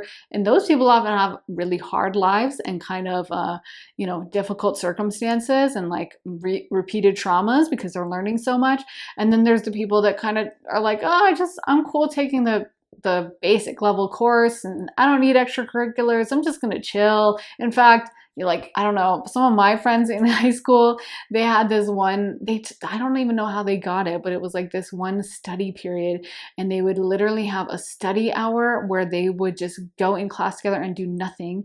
And they would be in that class for like 2 hours. Then they would come bother me in my classes and try to get me to go leave with them and go hang out, which I did do sometimes because I wasn't the most responsible. But anyway, they weren't even doing anything in those classes. They would just spend the whole class just goofing off and hanging out. And so, some people come to this lifetime for that. They just want to chill. They just want to whatever. But I feel like you learn so much from pursuing your destiny. You learn so much from going for a goal, going for it 100%, doing as much as you can, putting your all into it. And I feel like that's what your guides are really calling on you guys to do, is listen to your heart, listen to your intuition, and listen to what your spirit wants you to do. And if that's a creative instinct, a creative urge, start working on it. Don't put it off anymore. Don't give yourself a million excuses, permission to, oh, well, whatever, I'll start it tomorrow. It's not that big of a deal. I could do it later. And who cares really? I mean, I'm coming up with ideas, I'm brainstorming. No, start it now, do it now, and start putting yourself, maybe holding yourself to certain responsibilities of like, I am going to type something in this book I have, this idea I have for a book. I'm going to type for at least 20 minutes every single day, and I'm going to hold myself to it. I'm going to make myself do it every single day. And I bet you'll be amazed how much work you have at the end of like 2 weeks. You'll be like, oh my God, I've written like half this book, so start holding yourself to certain responsibilities, because pile 3, I feel like you guys have a really amazing goal, but let's actually make this happen and let's lean into this, because what's the point in procrastinating and, like I said, not living out your destiny? So anyways, guys, I really hope that helped. Thank you guys for watching. If it resonated with you, let me know in the comments. I would absolutely love to hear your thoughts, experiences, any reflections you have, whether you felt like this resonated. Let me know in the comments, and make sure to give this reading a like, hit the thumbs up button, and also make sure to subscribe, turn those notifications on, hit the little bell so you can find out as soon as I post next. And if you guys want to see more of my content, head on over to my Patreon, where I post all my additional readings. I just posted one all about what timeline you're jumping into, and that's a really good one. But as soon as you sign up, you get access to all my additional readings. So over 50 additional readings about life, spirituality, career, money, jobs, relocation, family, friends, future lives, past lives, so many different topics to choose from. So if you guys want to join, like I said, head to the link underneath the timestamps and underneath in the comments and the description for my Patreon. I would love to see you guys there. And if you guys want to get a private one-on-one reading with me, you can also get that at my website, briarrosetarot.com. And you can sign up for a half-hour or an hour-long session with me, have me pull tarot for you, read your astrology, channel, mediumship, or intuitively. And you can get a year ahead you can get a year ahead reading, career reading, a love reading, just an energy check-in. You get to really choose what we talk about during your reading. So if you want to get one of those, head to my website, briarrosetarot.com, and the link for that is in my description. Thank you guys so much for watching. I am sending you so much love and light, and I'll be back very soon for another reading. So take care, guys, and I will see you then. Bye. Hey Pile 4, welcome to your reading. So for your pick a card, you guys got a tidy house, clarity, and organization. And for your other cards, you got Eye of the Needle, intentionality, heart home, compassion, wailing tree, reconciliations, and dust devil, moving out of stagnation. So what's coming to my mind is that a lot of you guys have someone who is thinking about you, still has really strong feelings for you, but rest assured, if you're like, oh my God, I don't want this to turn into another love reading, don't worry, I'm not going to make it into that. Because I actually feel like there's a message from spirit about how sometimes we can be tied to someone from our past, and yet that person might not be stepping up for us in real life. Like maybe they are in love with us, maybe they do think about us, maybe we do have a soul connection with them. But if they are not actively working to be engaged in our life, actively trying to um, be around us and do whatever we need, then maybe they are not for us. I feel like that intentionality card sums that up really well. Kind of like your intentions matter. The work you do matters. It's not just about, oh, well, I do have these feelings deep down, but like I'm never going to actually do anything about it. Or like, oh, I love you so much, but I forget your birthday every year. Or no, I really care about you, but that's why I have outbursts and scream at you. Or, I love you from really afar and I haven't contacted you or talked to you in months, but trust and believe I'm still in love with you. Like maybe they are, probably, sure, but does it really matter if we haven't actually heard from them? Does it matter if they're not putting the work in, if they just are kind of leaving it as is? In my opinion, like, yes, it matters. It matters on the astral plane. Love is a very powerful emotion, and it can be really amazing when you tap into someone's readings and someone they loved in high school comes up. So I'm doing like a private reading. I mean, of course, when you're tapping into someone's energy and their high school boyfriend comes up as like a spirit guide for them that is still around them, not a spirit guide, but someone who is around them, guarding them, protecting them. Maybe that high school boyfriend passed at an early age, but they're still around them. Or maybe they even passed recently, but they still remember the love and they're still in their energy field. It's a beautiful thing. But by the same token, we're put on this planet to have human experiences, to experience things in this world. And for me, I feel like, at least in my life, like if you're not present around in my life, then it's not supposed to be you're not supposed to be in it. You know what I mean? And I think sometimes one thing is I hate to see someone like holding on to an old relationship if that person's not making an active effort to be in their world. And nowadays, we have more opportunity than ever to be involved in someone's life if we really want to be. You know what I mean? Like if you really want to, you can text someone, you can call them.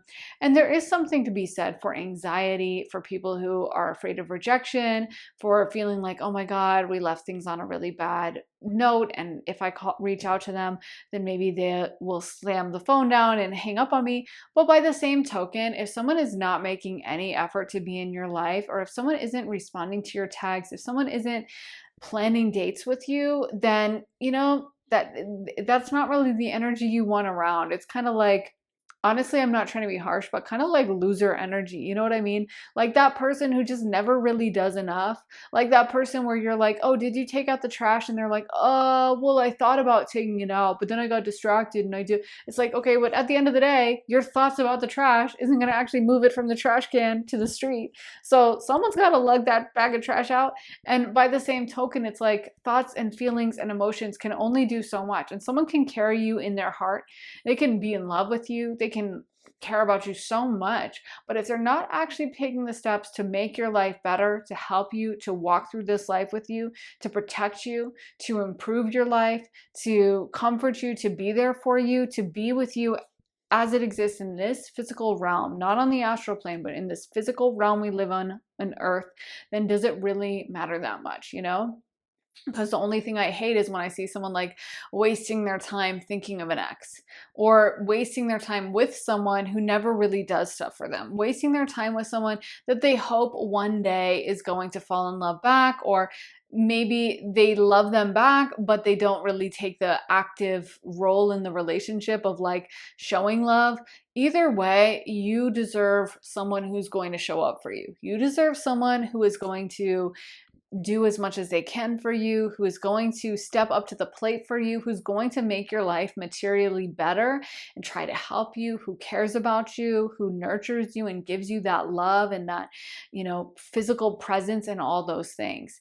And so I'm not saying that you guys, that the love doesn't matter at all, but it also matters how they're showing up in the physical, whether they're actually there for you, whether they're actually texting you, calling you, taking those steps to be around you or not. So if you are thinking of like a past person or even a present person, maybe someone that like you think is really cute and you're dating them, but they're not the best texter and they're never really there and they kind of sometimes cancel last minute. I mean, why even waste your time? I always say, like, the energy, to me, the energy never lies. And that's why I always say, if the energy is jank, it's janked. Because I just feel like there's so many forms of janky energy, whether it's just you're not bringing a positive vibe, you're kind of negative, you don't appreciate the person, or whether it's you do appreciate them, but you're not showing up, or whether it's you love them, but you have a lot of traumas and dysfunction, so you can't help getting randomly irritated by them all the time and kind of like holding that against them and getting into like anger over small things, or whether you really like them and you have fun, but you drink too much around them and it's really dysfunctional. It doesn't really matter what flavor of jank it is, it's just jank. You know what I mean? That's why I like that kind of terminology, is like don't even think about it. Don't even overthink. Like I've said this in the past, and I know it's kind of harsh and sometimes people are like, "Oh, it's so funny you said that," but I really mean it seriously. Is it like you wouldn't sort through your trash and try to like piece together your trash and be like, "Oh my God, like, oh, this is from this and I remember that and let me smell this and let me piece together." You just identify it as trash and then you dump it all away. You know what I mean? No one in their right mind is rooting through like a garbage heap trying to like figure out why someone threw something away, and is this old rotten peach, did they eat it first or did they just throw it away before they ate it and they didn't have time to eat it? You know what I mean? You're just like, okay, it's a rotten peach, let me avoid. And by the same token, it's like it really doesn't matter why someone's bringing you a janky energy in their life. All that matters is it's a janky energy. All that matters is they're not showing up for you. All that matters is they're not giving you the kind of relationship you want, treating you with the kindness and respect and admiration and love that you deserve. So it's not up to you to like piece it together and then justify it and then be like, no, but it's only because of this and they were stressed, so then that. It's like, okay, and it didn't happen, and so that's it, and so let me move on and put my mind elsewhere. And I think sometimes, especially like women, try to like, especially in the beginning, like if a guy isn't texting them a lot, or if a guy is kind of acting kind of like half-hearted about something, or he seems into you, but then he's kind of like lukewarm, it's like, that is honestly the biggest godsend that you could even ask for, because that means that he's probably not that into you, doesn't care that much. And the best solution is just to let him go. And maybe it is because he has commitment issues. Maybe it is because he's been hurt in the past.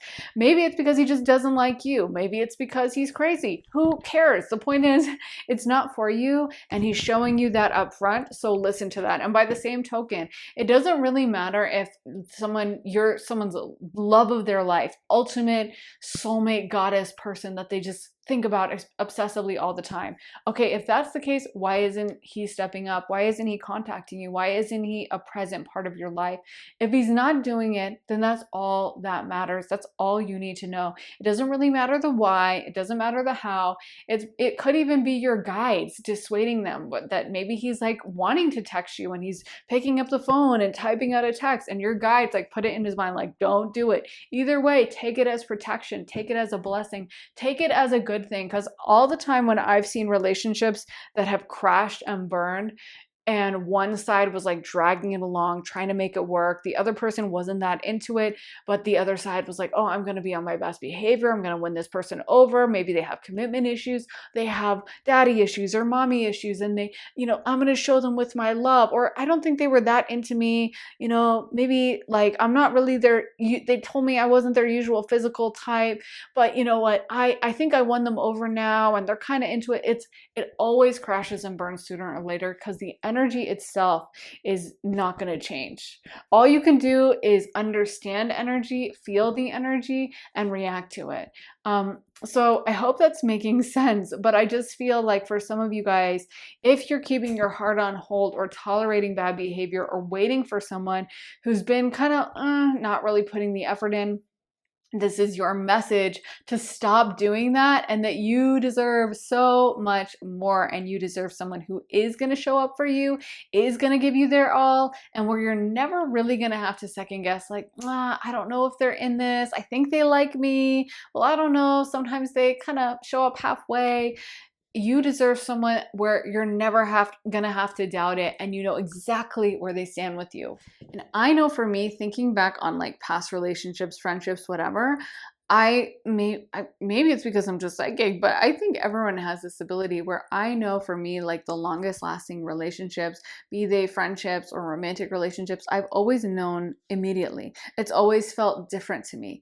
It's always felt solid and like fixed and unchangeable. You know what I mean? It's always felt like something you could just wrap your hands around and almost touch it. Like the energy is so palpable. The feeling that this person really likes you and that you get them and you like them and you understand each other is so strong and so unmistakable. And even I've had like fallings out with friends and stuff, but like for those relationships with the people that I always had the connection to, it's like you always link back together, and it always feels like that powerful recognition of each other. And I think so much of the time people just want to rush like the narrative, the timeline. They just want to find someone to marry. They just want to find a boyfriend. They just want to find a girlfriend or find a friend. So even though it doesn't give them that feeling, they don't really have that certainty, they're going to still like twist themselves into a pretzel to try to make it work. I mean, I could point to like specific examples too in like pop culture of people in relationships that I've seen do this. And it's just so funny because I feel like everyone can sense the energy. Everyone can sense that pretending energy or that delusional energy where you're deliberately looking on the bright side and trying to be like, no, it's great. No, it's fine. Everything's good. And honestly, like I said, that energy never changes. So whether you can keep that relationship going for years or months or weeks or decades, sooner or later, it will like inevitably crash and burn. So the best thing you can do is to align yourself with the right energy, with that solid, good feeling in the beginning, with someone who is going to show up for you, someone who does cherish you, does love you. And if it's not that, not panicking and being like, oh my God, so I'm never going to find someone, just knowing that like you'll know it when you see it. When you have those kinds of relationships, when you have those kinds of friendships or connections, it feels so strong. It feels so unmistakable. It feels so fated and perfect. And just like you just stuck the puzzle piece right into the puzzle. You know what I mean? It feels like, this is me coming home. And there's an unmistakable feeling about that. Like one of my really good friends, for example, she went to a psychic a little while ago, and she was laughing. We talk all the time, and she called me afterwards, or I called her or whatever, and she was laughing at me and she's like, so I saw the psychic, and she was like, you're never going to guess what she said. And I'm like, what? And I'm excited to hear the story. And the first thing she says is, do you have like a brunette friend?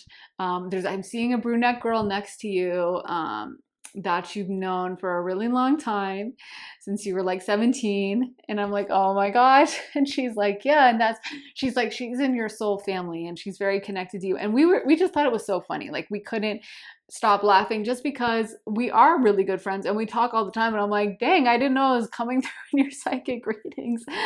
I was like, did they give you any valuable information about me? And they were like, not really. You're just a part of my soul tribe. And I thought that was so funny. Like, I thought that was just hilarious that of all the things that could have come through, this was the first thing the psychic mentioned. And apparently it's a very powerful connection. And like I said, when I met that person, like I honestly wasn't shocked at all. I was like, that makes sense, because our astrology makes sense. We have a lot of synastry. And also just as soon as I met them, it was like this instant rapport, even though again, we're just friends, but I just always felt so connected to this person so much more than other relationships, friendships, whatever. I've had other friendships and relationships on that same level, but they all feel so different from other friends. And my point is, like I think sometimes people panic because they're like, oh, well, I haven't met a friend like that, or I haven't had a boyfriend where I felt like that. And trust and believe when it is the right person for you, you will know. So the only advice I think is being patient in the meantime, putting yourself out there, yeah, dating, being open, meeting new friends, whatever, but also not like rushing the process if it doesn't feel right. If someone's not texting you, if someone's not showing up for you, that doesn't mean anything bad about you. It just means maybe the timing's off, or you just got to keep going, keep trying, keep putting yourself out there. We met through mutual friends. So the friend I met them with, I thought initially, that we were going to be closer. And that's the thing, is like sometimes one connection isn't the ultimate and then it leads you to something else. So just keeping going and keeping on that trail of like, I'm going to keep meeting and talking to people. But my point is I just hate when I see someone settling for some janked up energy, horrible energy. I was just listening to this Dateline podcast about this woman who was like, I don't know, this was like in the 80s and she was turning 40. So she like settled down with this guy and he had all these red flags. And of course it was on Dateline. So you can guess what happened. It was definitely not a happy ending. It was really sad that he was a crazy person and was violent. And so, it was a Dateline episode. So I don't want to say what it was, but it was very sad what happened. And that's the thing, is like she overrode, her maybe intuition with him, probably because she was like, oh, I'm 40 and I need to get married and I want to have kids and blah, blah, blah. And it's sad that sometimes people are pressured or rushed into making those decisions when it's like you have so many more options, especially nowadays. As a woman, you can choose to like have kids whenever you want. Just there's so many options for women, but I feel like a lot of times people feel pressure just to like find this person, any person. And I feel like that's the worst energy to make decisions with, is when you're like in a panic mode of like, I gotta decide now, when the reality is knowing that you have all the time in the world and that the right person will align with you is the best solution. And not thinking about people from the past. Like I said, if they're not showing up for you, if they're not adding actual value to your life, then they're not meant for you. Then they are, as I'm not saying they're trash on their own, but as far as you're concerned, they're trash. Because it's kind of like, and when I say people are trash, people always are in the comments like, oh my gosh, that's so funny, or that's so harsh, or I don't mean to be harsh, but I do have an Aries third house and Mercury square Pluto, so I can't help it sometimes. But I will say that, trash doesn't have to mean there's something wrong with them. Like I throw things in the trash that I'm just done with, right? Like maybe I was using a set of hangers and then I decide to like upgrade them and get the padded hangers. So then I throw away, I recycle, but anyway, I throw away the old plastic hangers, or maybe the old wiry metal ones, or ones that you couldn't recycle for some reason. Or maybe there's like a rip in a really nice painting, but you're like, oh, no one's going to want this. Like even Goodwill won't take it because it has a big rip in it. Okay, I'll just throw it in the trash. Doesn't mean there's really anything wrong with that painting, right? But as far as you're concerned, you're done with it and it has no value for you anymore. So you throw it in the trash. And I think that's how people sometimes need to compartmentalize like old relationships, old things that aren't serving them. Like if it's not present, useful in your life, toss it in the trash, send it to Goodwill.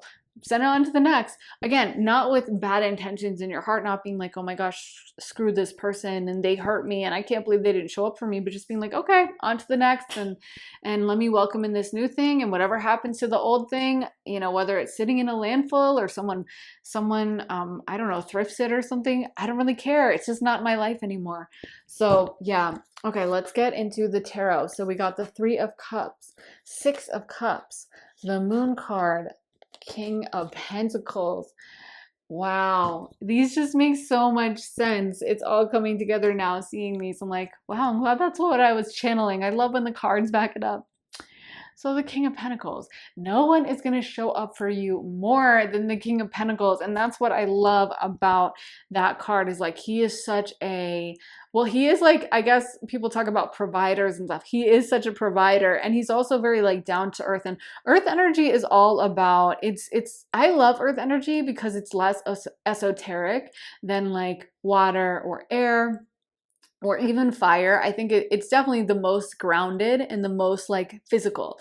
Earth energy doesn't really care about like, well, I was thinking of it. Well, I thought, well, maybe I was like imagining, I'm a Pisces. I love being a Pisces, but we kind of do that. Like, well, no, it didn't actually happen, but I dreamed of it happening and then I imagined it. And same with like air signs. They can be very like in their head, like, oh, well, I was actually writing this paper on it. And no, it didn't actually do anything, but I thought the whole plan out in my mind. When Earth energy is all about like, did you do it or not? Earth energy is all about like literally feeling things in your physical body. It's literally about the connection to your five senses, and whether someone's next to you, not like, oh, well, I was thinking of you from 300 miles away, but like, okay, that doesn't matter. Were you next to me? Did I feel your skin on my skin? Did I smell your actual physical sense?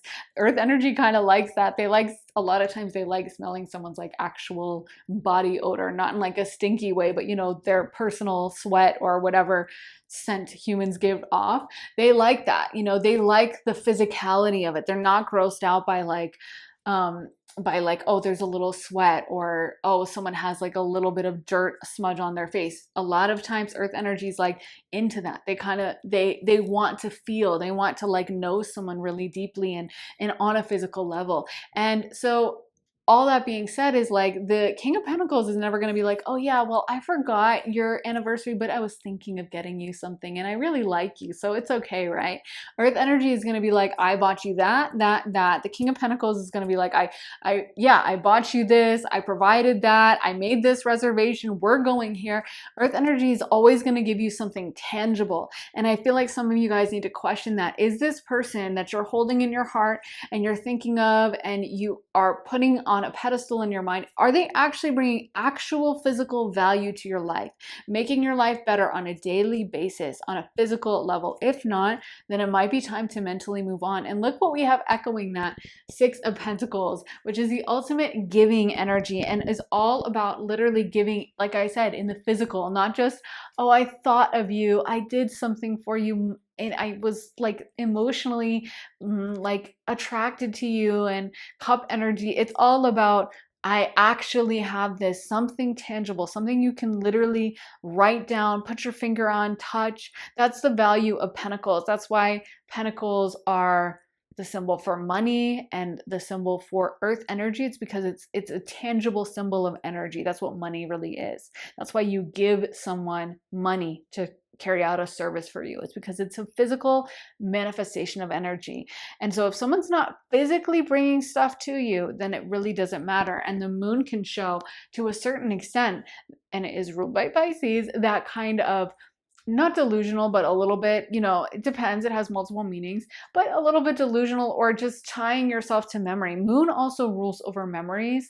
Like in astrology, the moon is kind of where we carry memories and where we think of things and we get really nostalgic. A lot of singers that kind of have that kind of over memory vibes, I guess, like Drake, Taylor Swift, a lot of Cancer moons, they write a lot about memories, or you used to be like this, you've changed, or I thought of you as this. And so my point is like, again, memories don't matter. How someone used to be, how you felt around them in the past, to a certain extent, doesn't really matter. What matters is whether they bring value to your life now. And some of you guys really need to question that and find someone who's going to make you feel alive, make you feel like this Three of Cups. We also got the Six of Cups, which is another memory card. And it's, generally speaking, very positive, very happy energy, but sometimes it can show being lost in memories, lost in the past. I love that song Lost in Yesterday by Tame Impala, and I just heard it in my head.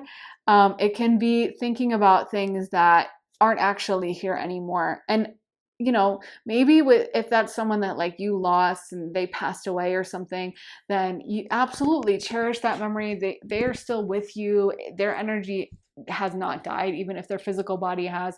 So that can be a beautiful connection. But if someone has like, they're not physically present anymore, or they had the choice to be physically present with you, but they didn't take it, like they didn't pass away unexpectedly, they just chose not to be in your life, then that's not someone you should be carrying with you. And also, most of the time when someone passes to the other side, they want to see the people on this side living their lives to the fullest. So they would usually actually want you to move on, find other relationships, find things that bring you joy and delight and happiness and make you feel alive and invigorated. They want us to live our life to the fullest. And with the Three of Cups, that's what's coming up again for me, is like, Is this person really making you feel good? Is this person someone that you can laugh with and have fun with, and you see them and you can touch base with them? And if not, and if they're not bringing value to your life and they're not making you feel happy, that's definitely something to consider. Let's get some astrology dice as well for pile number 3. We got the 8th house. Oh my God. Wow. That's crazy that we just got the 8th house. And then I can't even believe we got the South Node, because that is like so exactly what I was talking about. And I just, wow. And then we got Virgo. So we have Scorpio and Virgo. And sometimes I respin for the North and South Node, but this is so perfect for you guys. I'm just going to say it. I'm just going to keep it on that. Because with the South Node, that's past lives. And again, another thing that could be coming through is sometimes we carry things over from past lives, even relationships. Someone can be a soulmate that you had from a past lifetime. And it could be that y'all have a soul contract where they continuously leave you or betray you or whatever. So they may be a soulmate of yours, but it may be something you're like, I don't like this script. I've lived this story out a million times. And just because you felt that tangible connection when you met them and you were like, oh, I know them so well, they could be someone who's been like a pile of garbage to you in multiple lifetimes and has acted really badly to you and who has betrayed you. You know, you might have some really heavy traumatic aspects, which like the 8th house can definitely represent. So you could have like a Pluto conjunct the South Node, which definitely means they could have betrayed you, or Mars conjunct the South Node, or you could have 8th house aspects. I mean, there's lots of different placements where someone, just because someone's from your past life doesn't mean it was all sunshine and roses in your past life. And so much of the time we stay tied and connected to people who aren't, like I said, adding value to your life now. And I think it's really important for you guys to be kind of ruthless about that and to be like, what have you done for me lately? You know, not like, what were you thinking of doing? What did you do in the past? What was an idea you thought would be really nice, but you never followed through on? What have you done for me lately? And just because someone's thinking of you, reminiscing on you, obsessed with you, they wish they could call you, they're so sad they can't be around you. Okay, but and like, are you showing up or not? That's all that matters. And so some of you guys need to really integrate that or get that, you know, into your mind of like, if you're not bringing it, if you are not showing me love in this lifetime, then like, just, I'm not going to be thinking of you all the time. And we also got Virgo. And you know what? I love this actually, because I always say Venus is debilitated in Virgo. I think it's so important to pay attention to like the sign exaltations and the falls, because, and the debilitations, because it really can tell us so much. And Venus is in fall in Virgo. And so that basically means a lot of astrologers agree that it is the worst placement for Virgo or for Venus. So that's the worst place Venus can be. Why? Because Virgo is super critical. And Virgo is that type that will be like, okay, I know you said this, but you actually did that. That's why Virgo's amazing with like mercurial things. Mercury is exalted in Virgo because it's so good at like proofreading and finding errors and finding flaws. But in love, it's not so great. But I actually feel like for you guys, this is a positive placement, because I actually I don't hate Venus in Virgo, and I don't find Venus in Virgo get tied up in as many toxic relationships as actually other signs. There are other signs I personally would have like put in debilitation, because I find Venus in Virgo people just tend to be very picky and choosy with who they go out with. And they tend to be that energy where like they are not going to overlook you forgetting their birthday and not showing up to the party, and then you getting really drunk when you finally show up 3 hours later and passing out at the bar in front of all their friends. Like Virgo is not the type, Venus and Virgo is not the type to overlook that. They're not going to be the type to overlook, oh, sorry, I'm broke and I don't have any money and I have to borrow $1,000 from you to pay my rent. They're not going to be the type to, you know, just give you the benefit of the doubt on that. They are going to pay attention to the flaws. And I do feel like as much as people may get down on that, there's also some real beauty in that. We need to pay attention to what someone is bringing to us. We need to kind of keep a little tally and a list of like, okay, you haven't really done anything lately. You haven't added value to my life. You haven't made my life better. And so in that case, I'm going to be on to the next. So I'm not saying you guys have to be completely selfish, but I am saying I think it's a really good idea for you guys to pay attention to what someone is bringing for you, and sometimes not letting your brain or your imagination run away with you with like fantasies about like, oh my God, oh my God, it's so amazing. And trust, as a Pisces, I get it. I love going off into imagination dreamland and imagining a whole like lifetime fairy tale with like the random cashier who was really cute who checked me out at the grocery store. I get it. But at the same token, you got to get a hold of that and be like, no, I don't think I'm going to do that. And if you're not, like I said, adding value, try to be a Virgo about this. Try to be like seeing the flaws. Try to pay attention to like, you did not bring me what you needed to bring me. I'm on to the next. I feel like that is your advice, is like start being a little bit more critical. So anyways, guys, I think that's what I have for you. I really hope that resonated. If it did, let me know in the comments. I really love hearing from you guys. I want to know your thoughts, your opinions, your reaction.